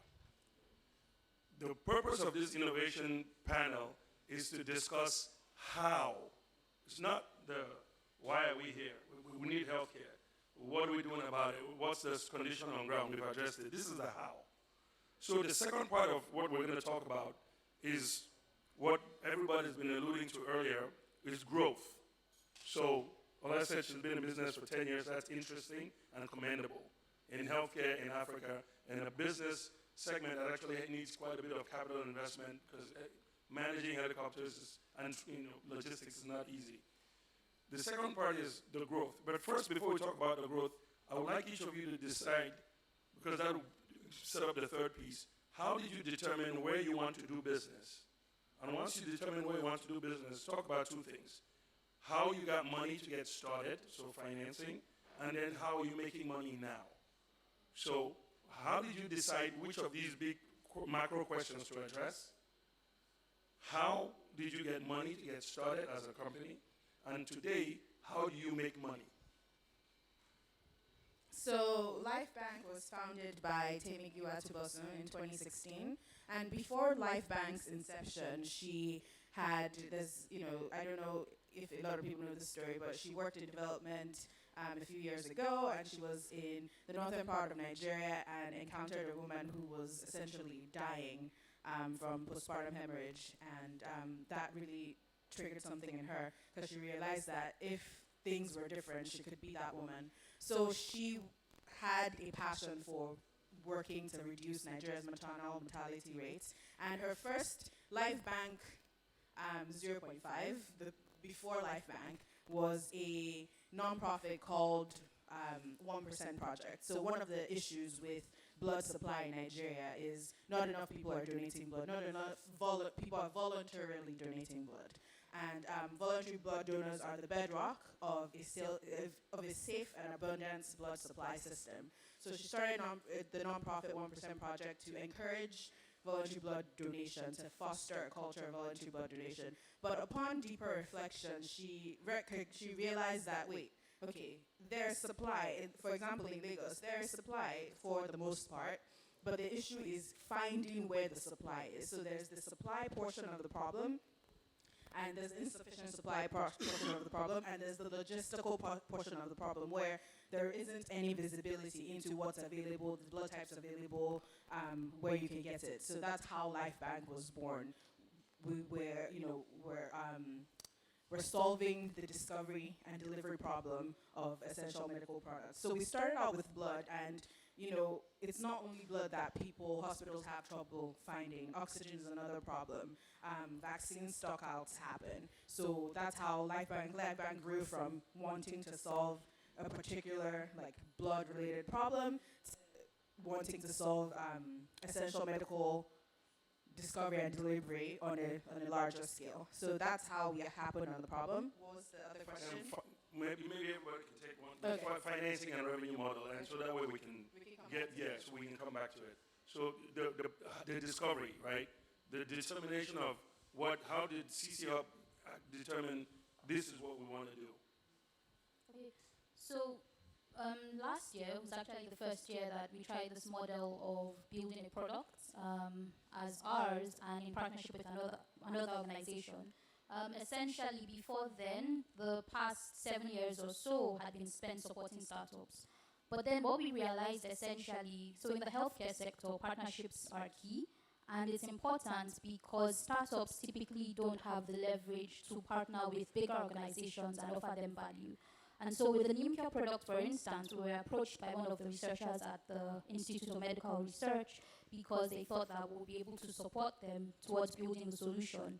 And so it was a eureka moment for us where we realized that the problem essentially isn't necessarily technology and having built something. The problem essentially is having access to the right people who would, one, have domain expertise and be able to share about the problem, but also help with distribution and solving that problem. So this is a model that we're currently piloting, and it seems like there are certain sectors in the country and in the industry where essentially, if you don't have a strong partner, then it's hard for you to access the partners that you need, and your solution essentially doesn't have the potential to scale. So that's how we happened on TB as an industry, so TB and HIV as the current sectors that we're looking into. And maybe you can very briefly talk about the genesis of your business. I think in my second year of medical school, we had a huge family problem. I was in England, and we're trying to move my sister to Abuja. That was all we're trying to do. And we ended up having to start speaking to an air ambulance company in South Africa to move between two cities in Nigeria. And by the time we had made all the organizations, tried to secure it, because she was too sick to go by road, she was on continuous oxygen at the time. My sister actually died at 12 years old. Not because the help she needed wasn't available anywhere, but because she simply found herself in the wrong place at the wrong time. And I realized that there are over 1 billion people across the world that don't die because the help is not available anywhere, but simply because they found themselves in the wrong place at the wrong time. So that was the premise for starting Flying Doctors. And how we make money, I think that a lot of people, when looking at the startup space, a lot of people in the general startup space from investing, just for the benefit of people that are in the starting up their own companies, imagine that every company that they start has to solve a problem that they know about. So most girls, for instance, they sell hair, they sell shoes, they sell things that their friends will buy. They're business to consumer businesses. A lot of guys, they sell cars, they sell PMS, because those are the things that they're familiar with, and they sell, again, business to consumer. But I think that when I was thinking about it, I was thinking about how to sell something that I would actually make money from, because I wasn't sure whether I'll be able to raise any money from investors. My parents were not that recognizable, and they didn't know anything about business, and they were poor. So I thought that if I go and try and raise money without any network, I've not done an MBA, nobody would give me any money. I have to make a lot of money first. So I started looking at who has a severe, real need for this issue, who needs medical transport in this Nigeria. And it turned out that the oil companies and the military really needed the product. So I said, okay, pay me first, and I'll get it paid afterwards. And they did. So I ended up actually having a customer-funded business model where I didn't raise any money at all. And I made a few $100,000 in my first year. And from there, I've been able to grow it to a multi-million-dollar business without actually raising equity finance. Any of the sort of financial issues that we've had. That's definitely worth a round of applause. So any of the financial issues that we've had, really between Zenith Access, Fidelity, Sky, they've been able to solve our issues. Because when you have your cash flow and you know that you're solid financially, then the bank will actually give you money. I show them 5 years of consistent cash flows where customers have been paying me. I have steady customers as big as those companies are. So they've been able to give me money, and the banks have been able to support me. So a few years ago, we started realizing that actually, even though we have big clients, and a lot of these people, I mean, even though the clients are big, the people are very small. So people that get injured in war are not the big people that you see on TV, not the chiefs. They're actually, people on very small salaries. So it has helped change a lot of lives and helped kind of motivate the people that are really fighting our battles for us. Because we're sitting in Lagos and there are people in Maiduguri, there are people in Yola that, you know, are really, really doing the work. And, you know, I think that if not for those people on the front line, maybe we won't be sitting here today. So that's the kind of impact that we've managed to have. But we realized that it was still too expensive, even for a lot of the local insurance companies to afford, and definitely for individuals to afford. And hospitals also complained about the price. So we partnered with ARIC to create a commercial medical cabin, and it goes in the back of any economy class plane, and it's reduced the price from 90%, by 90%. So we now have our air ambulances also in commercial planes. We just take the seats out, so it converts within 10 minutes, and we can transfer people, patients now for a lot less than it used to cost before. So that's really our mass market product.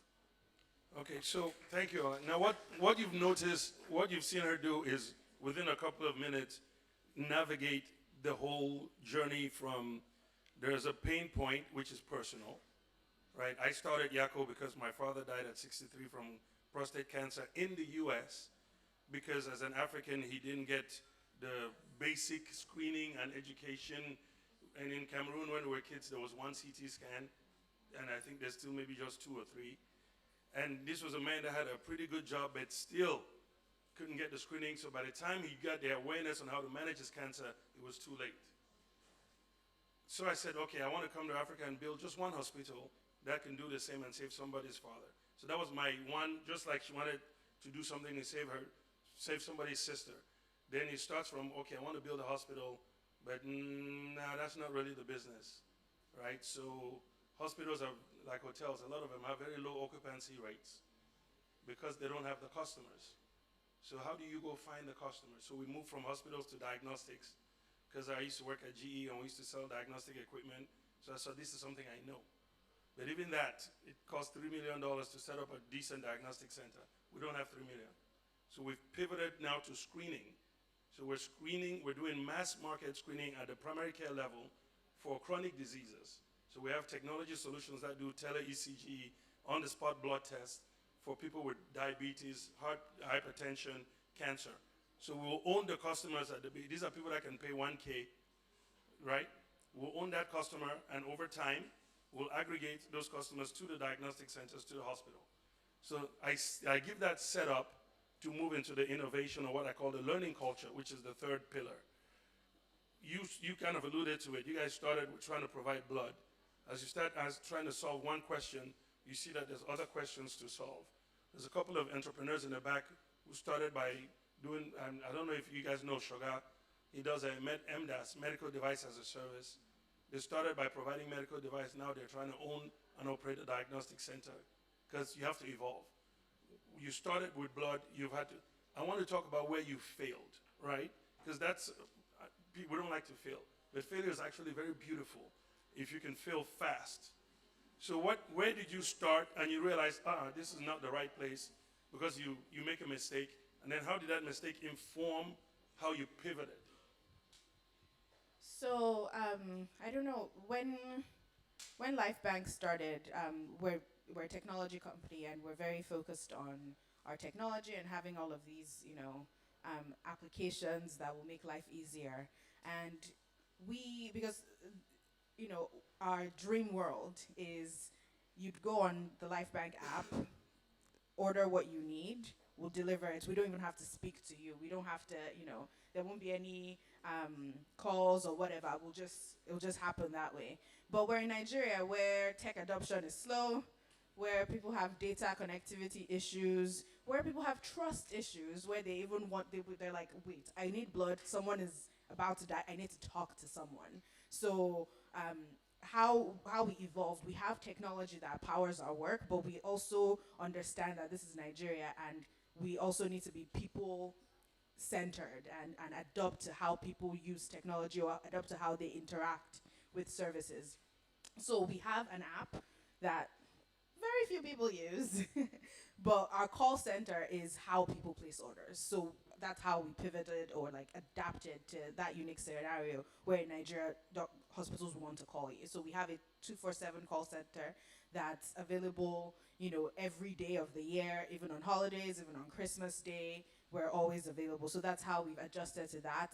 We are rolling out our USSD ordering system very soon to kind of ease people, into that technology, using technology instead of phone calls. So that's what I'd say is our. So you start with a technology platform to address a need, and you realize your enabler, the call center, is actually where it is a core capability that's actually helping you drive your business because it addresses the customer trust gap, right? So Correct. again, as an entrepreneur, don't be ashamed. Don't feel so stubborn that you get stuck in one lane. Keep your eyes open and always focus on what the customer is going to pay you for, right? If the call center allows you to get more customers, just like what I said very beautifully, she went to the customer and said, look, this is a need you have. Pay me, I will address your solution. I'll address your problem. It started working, right? So CC Hub, I think you talked about it earlier. You started looking at one product, and then now you're looking at people that have the tech ability to scale. So could you talk about how you guys evolved, right? Because I want to get everybody comfortable with the fact that just where you start is not where you're going to end up, right? Okay, so I'll give a little context with regards to TB as a disease. So apparently, Nigeria is the fifth largest country globally when you look at citizens who have TB infections. And the problem with TB isn't that there isn't a cure, but the problem essentially is access to getting cured. Treatment is free, but what happens is the drugs are very harsh, so they have very harsh side effects. And it's also, treatment is a very lengthy process. So it's a 6-month period, and then patients are required to go down physically to the healthcare center, take their drugs in the presence of a caregiver, and then go back home. So even though treatment is free, but it's very cumbersome, and then tie that to the stigma associated with TB. So essentially, our solution at the beginning was to develop an application that could help patients connect to their caregivers remotely. So from comfort of your home, you could sit down, record a short video of yourself taking your drug, send that to the caregiver who approves that, and then your dose for the day is logged. So we had an idea, in the beginning, and we had different features that we were going to implement in the application. But over time, it moved from just a video direct observed therapy application to an entire end-to-end TB management system. So for instance, the first point of entry is enrollment. So a patient comes into the healthcare center and they're a TB suspect. They take a test and they're either confirmed as TB positive or TB negative. The reason why we designed that enrollment system is because there was an instance where 2 patients appeared at the healthcare center to get tested. They presented false details. They got tested. They were actually TB positive. But then when the center tried to reach out to them, their details were false. So we built a simple form, just a web form, put that on a tablet.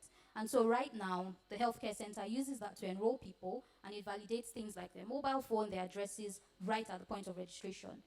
The second aspect, essentially, and someone mentioned that earlier, which is prevention, because they're the only medical research center in the country, and they're one of the primary centers for treating TB. So they have a lot of data around TB patients.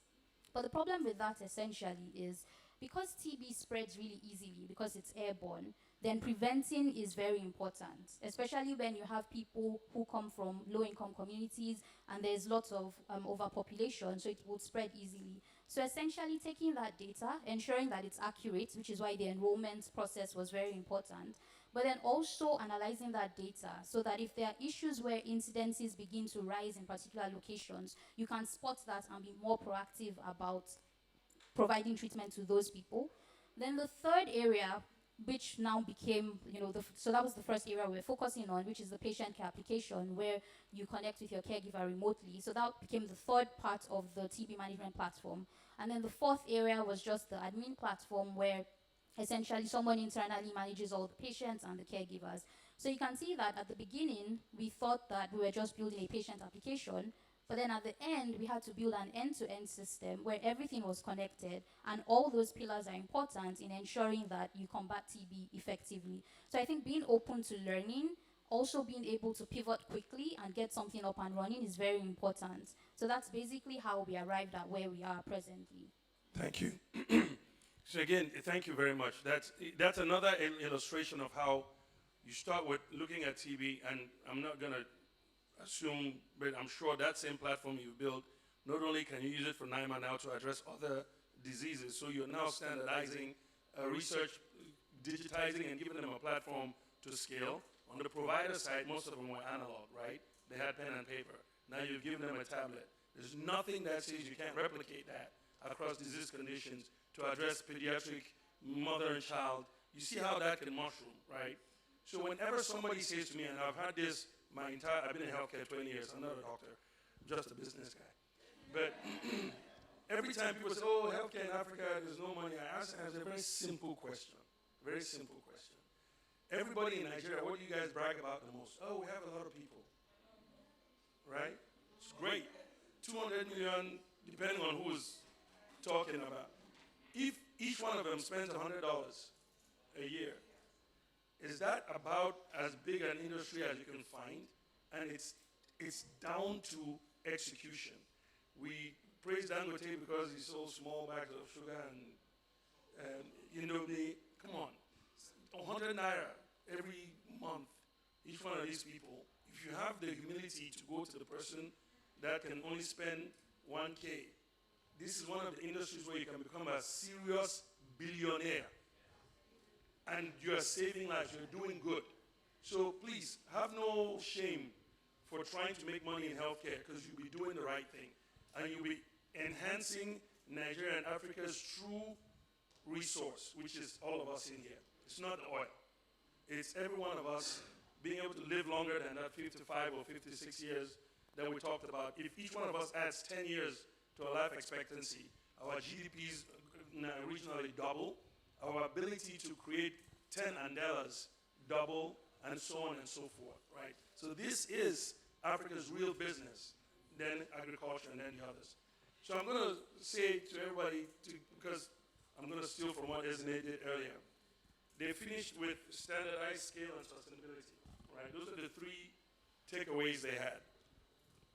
I have a mantra that I learned when I was at GM, when I worked for a venture fund in Texas years ago. You start by thinking really big, right? So you think big, you start small, and then you scale fast, right? Or you pivot fast. So those are my things that I guide. I don't wait to be perfect. I just go. So ladies, what is one word that you can leave us with, which helps everybody in here embrace innovation, embrace learning, embrace getting the right people in, and focusing on their money so they can grow? What are some last words for him?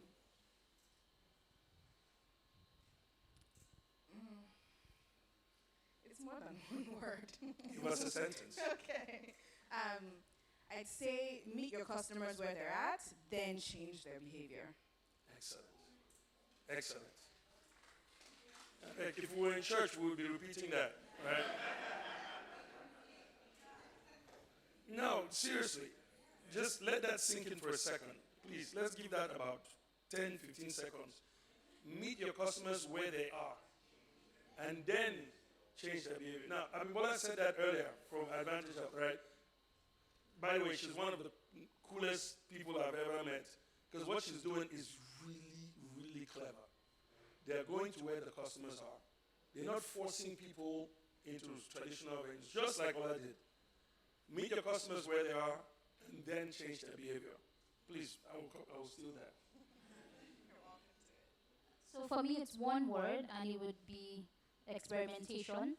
We approach this as an experiment, and so we're willing to learn and we're open.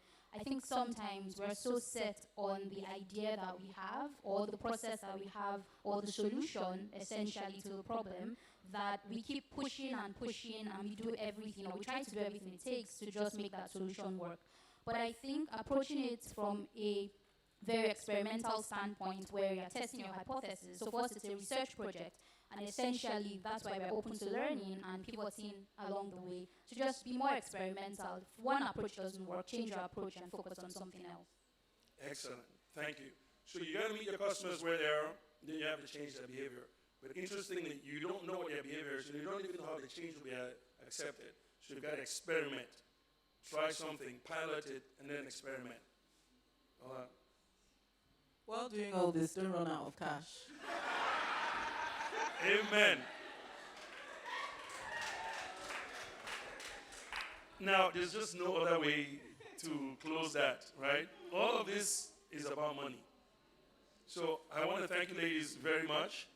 And please give them a round of applause. Hopefully you found that informative. I don't know if are we taking questions or are we doing the same thing? I think we'll copy, look, Esne is very smart. I don't have to reinvent. They say if you're a man, if you want to live well, just follow what the women do. So, and my own little last things which I learned as I'll share, which I did a board retreat and our company is now pivoting from kind of a startup to beginning to grow is you have to measure what matters. Okay? So cash flow, track it. Number of patients per day, track it. Actually track it. Your revenue collection rate, track it. Your utilization uptime, how long is the equipment running, track that. Your NEPA bill, track it. These are things that will run, you go out of business. So measure what matters, track your cash, learn, fail fast, but learn, and then meet your customers where they are, and then change their behavior. All right? I think with all of that, you should be innovators after today. All right? So let's take questions, I think. Okay, so same as before, girls first. Yes. Sorry. And any on this end, yes. Any women on this end with questions?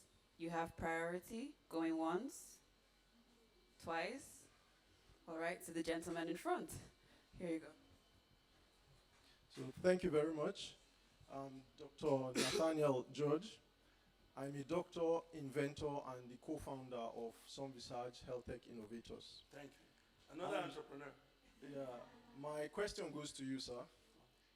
I think one of the problems we're having here in Nigeria is that everybody's trying to be that superstar rather than looking at the value first.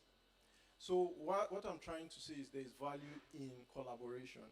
I would like you to shed more light on your work because you said it's a platform. So I want to know what you mean more by that. The problem I'm trying to highlight is reflected in the presentation we had earlier.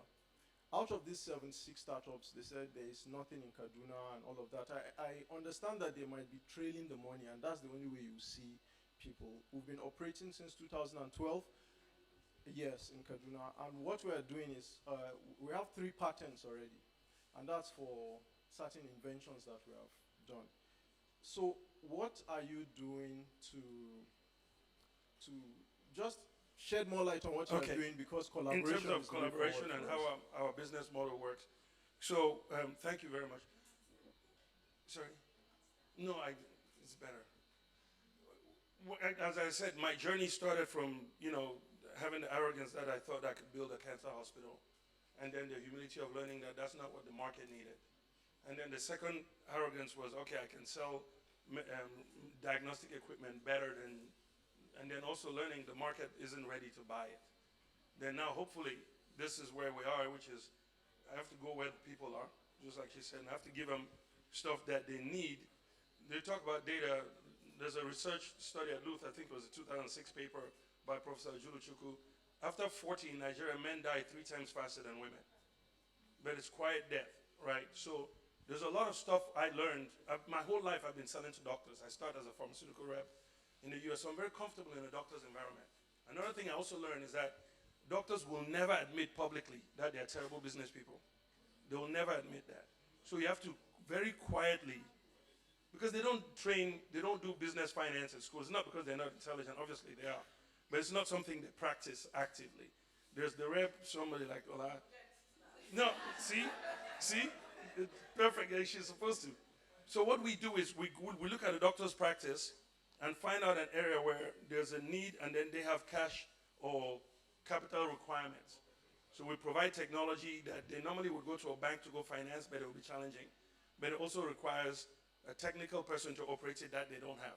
So we take that service away from them small. So we've bought 2 diagnostic centers in VI where we went to clinics, Lakeshore Cancer Center. So if you go to Lakeshore now, the imaging services is owned by Yako.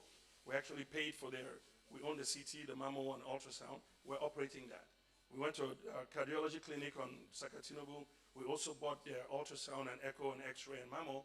We're now upgrading, replacing it, and upgrading it. So now we have 2 diagnostic centers. But we have to partner, we partner with doctors and specialists. So when the patient gets screened and they get referred to a specialist, the specialist is obviously very qualified, but now they'll have upgraded tools. And because we have a network, we can negotiate better pricing and pass on the savings to the customer.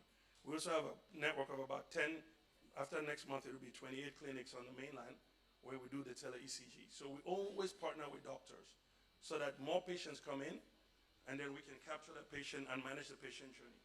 So that's how we collaborate. So I'd love to talk to you about what we can do. If we have to go to Kaduna, you tell us. You know the market better, right? We'll see if we can help. Each column gets 2 questions. Any more questions on this end? One more on this end? No. Okay, guys, thank you. This is TC Town Hall. I'm coming to you. TC Town Hall. Hashtag is TC Town Hall. Tech Cabal Health Tech Town Hall. Okay. Thank you so much. I have this burning question. My name is Dr. Noha. I'm a primary care physician. I'm also board certified in geriatrics. I live in the States. I work there. So I also have a healthcare blog, Health for Nigeria. So my question is regarding funding of innovation. You mentioned that there's a deficiency of innovation funding. So I noticed that most of the innovation contests that pertain to Africa are coming from overseas. And so my question is, how can we engage local partners to implement innovation contests in Nigeria to boost, as a way of boosting innovation as part of their corporate social responsibility? Who do you ask? Who should Who you? So All panel? of them? So I'll let Ola, all of them. Maybe Ola, because she innovated, she had a very innovative business model that required technology and specialized folks. Then now she's moved from that, now she's investing. So she's probably very appropriate, and then CC Hub, pretty much everybody, but let's have Ola talk about it a little bit. So I'm attending a Business in Health conference next month. And one of the key questions that they're asking, I mean, Dangote, Jimovia, anybody who's anybody, all of our favorite billionaires are on the board. And they're chairing this Africa Business and Health. And the question that they're trying to answer is exactly what you asked. How can we get businesses to invest more in health? Not necessarily as only CSR, but how can we get them investing in health? And when I was speaking to the organizers, I said that the answer is very, very simple. Dangote has just spent $25 billion on a refinery. Why didn't he spend it in healthcare? Why did he spend it on the refinery? Because he knew that if he spends that 25 billion, then he can get 200 back from oil, from refinery. But he's not sure that if he puts it into healthcare, he's going to get the money back. Businesses have CSR budgets, but the CSR budgets are never going to be enough to fund the level of innovation that needs to happen in the healthcare space. There needs to be a firm business model behind an innovation generally before big funders are going to fund it. At the early stages where investment funds like WeWork, we still want to see some sort of a business model before it is funded. Now, in terms of the very early innovations coming out of high schools, even in America, most of these things don't get funded. And when you look at the size of the economy, I mean, California, I think they've hit 3 trillion now in terms of their economy. There are just 40 million people in California, and they make almost 10 times what Nigeria makes. So even in California, people that invent things don't necessarily, especially if it's very early stage, they find it very difficult to get funding despite the much bigger economy. So I think like the focus of the conversation really needs to be on how can we make business cases for things that have customers, and then you get investors coming in because they know that definitely, like Dangote investing his 25 billion, the money is going to come out somewhere. Thank you. All right. Maybe I'll have one more person talk a little bit about, and then I have a particular comment. So I think what I'll add essentially is we need to get more comfortable with the fact that investing is a long-term play, and so even like with the startups that we support, essentially, one, startups are risky, but two, you just have to play for the long term. So I think with health, it's also the same thing: being open and being willing to risk that your investments would give you returns, but essentially being comfortable with the fact that it's a long-term play. Thank you. So my own view of that is this. There's a certain seduction with everybody wanting to make a new app to do something. Because apps, downloads, you make money.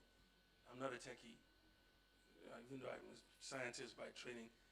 Apps are great, but I think the innovation space in Africa, especially in the part of the reason I'm spending pretty much the rest of my professional career based out of Nigeria to serve Africa, is because the real innovation is how to get to the customer.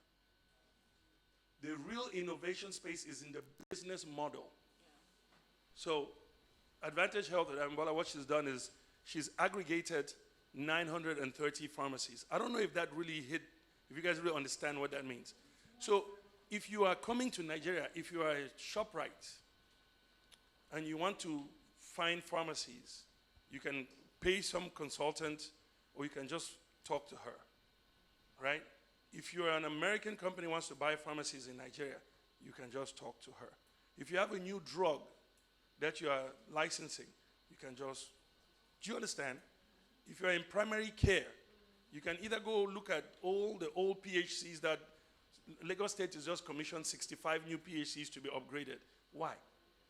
Just build one room with a consult room next to all of our pharmacies. That's real primary care. So you have to think about what she said. Your innovation and the way you get money is you have to present the financials of how many customers are you touching every day. So innovation, people don't care about all these fancy words. At the end of the day, how much money am I going to make? So every day, say today we touched 1,000 people. Tomorrow we'll touch 5,000. Next week we'll touch 100,000. People can do arithmetic. That's the innovation. And until you know how to multiply that 1K a day to that 1,000 people you touch every day, you haven't done anything. And with all due respect, there's a lot of people in here who went to really big schools and whatever.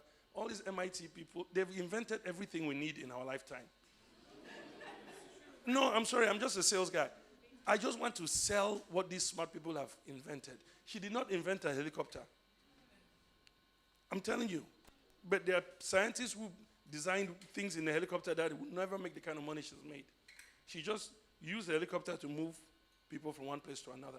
So learn how to get to the customer quickly. And if you learn how to communicate that in terms of naira per day, you win. That's the race we're running. Is how many Nigerians can you touch every day? How many Africans can you touch every day? Because you're not just a Nigerian, you are in Africa's biggest market. Sorry, just to say, you don't have to touch that many people. You can have one customer as well. So there's two different ways to this There thing. you go. Either you're making ₦1 from $1 million. There are two ways to make $1 million.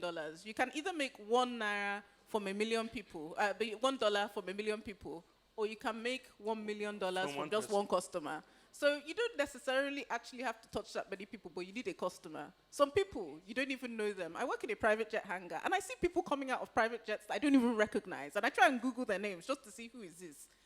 Those people only have one customer, federal governments. And somehow, they have managed to just find their niche inside one place. So sometimes you don't even have to touch that many lives, but touch one meaningful one that's very big. At the end of the day, what's the equation? Customer plus money equals success, innovation, right? Customer times money. Thank you. See, I told you arithmetic is my problem. How many more questions do we have? One more on this. Any more questions on this end? I'm moving. Questions on this end? I think you guys have taught everyone everything, and they're still dazed. We'll be doing a test after this, if you remember. No, thank That's you true. I very still have much. gift bags. And I'm sure the rest of us are around. There's another. Yes, ma'am. I mean, no one is asking questions, so go for it. So this second question is really, again, on innovation. I'm very interested in innovation.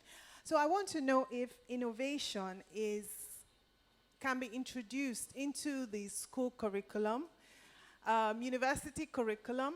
And the second thing, really, I'll just say what I've observed. So I live in Philadelphia, and I've had the opportunity to attend some innovation sessions that Temple University, organizes for their students. So as students, they're creating amazing things.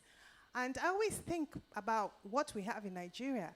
And these are very simple sessions to bring together university students and give them the tools to create and innovate. So what are we doing here in Nigeria about these things if we're talking about innovation? So I think there's a lot of, so we can do a whole day on education, right? Because that's why I started this pillar with people. So depending, and I'll let the ladies also chime in, there's a whole group of guys, Africa Leadership Academy, Africa Leadership University. There's a lot of transformation going on in the education space because the old model doesn't work anymore. As entrepreneurs, as business people, your way to continue that is in the investment in the people, standardizing their formation, standardizing their kind of skill set, right? But there's an entire universe. To me, most people who know me will know that I'm doing healthcare really just because I want to go start schools later. Because to me, the extraction in Africa is to just get people to change their mindset.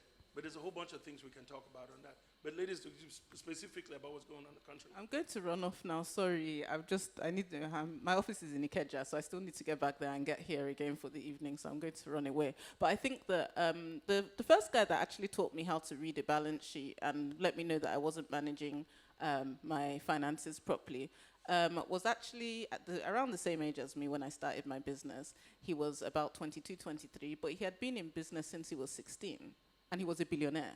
So I was living in my uncle's house. He was living in a house the same size as my uncle. So I was like, guy, how did you manage to start at 16? He said that he had been part of an apprenticeship scheme in the East, and when the thing finished, you're supposed to start your own business. So he had started. He came to Lagos, went to Computer Village, and started. And now he had turned over his first billion at 22. So we do have these things. I think that one of the most innovative incubation systems is not the incubation systems that you see in Lagos. Yep. It's the incubation systems that you actually see in Abia and in Enugu and in Imo states.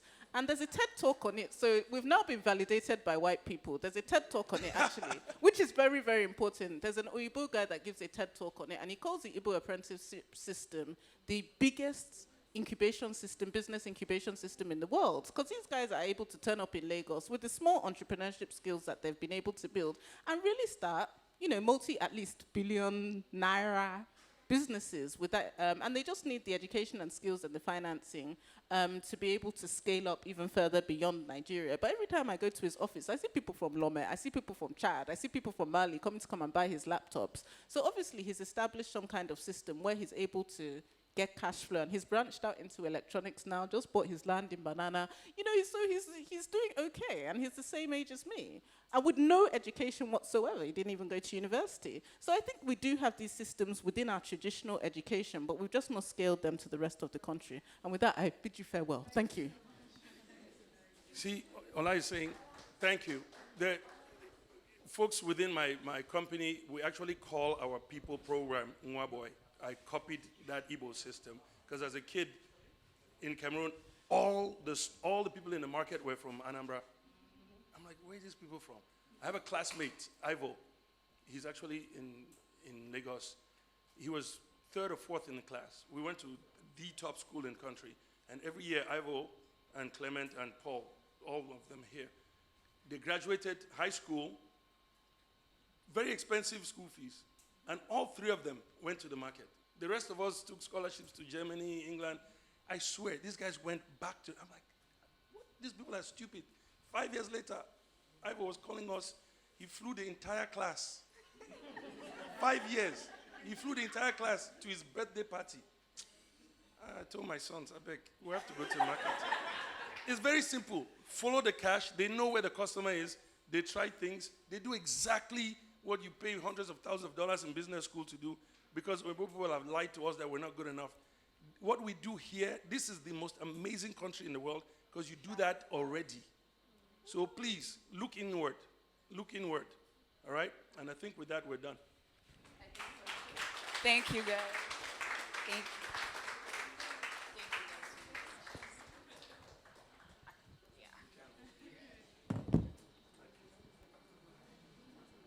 I think the only thing to do, thank you. Go, you're supposed to go out and take pictures by the. I hope we've learned something today. I saw everyone taking, it felt like church. I was so happy. It was fantastic. I want to remind everyone that this is Tech About, TC Town Hall, Tech About. We have a report that has aggregated a lot of the information that you heard today. A teaser report will be coming out next week, and if we have your email address, which we should if you signed up for this, if you walked in, thank you very much. Please go over there to the front desk and put your email address down. We will be sending out a teaser report, and after that, the full report with everything that you need to know about the health tech space in Nigeria will be up for sale later. After this, we also have OAL. They're still ready. So OAL is they're legal partners, and they are ready to talk to you about doing business in Nigeria from a regulatory standpoint.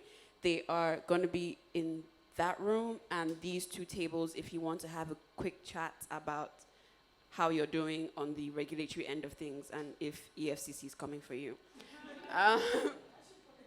So yes, thank you guys for coming. Thank you, Avon, for sponsoring this. We have gift bags that Avon still wants to give out, and I'm not quite sure how you want to do this. I don't have any competitions left in me. So basically, the first person to reach that gentleman over there with the glasses, the first person to leap over these chairs and reach him gets, fantastic, people that start first, gets a gift bag. I hope you check them out and get health insurance. It is important. It means you pay less for the emergencies when they do happen. Check out techcabal.com, please. Subscribe to our newsletter and interact with us across social. Thank you guys for coming so much. Interact with everyone beside you. Thank you. Oh, sorry, my name is Chidi.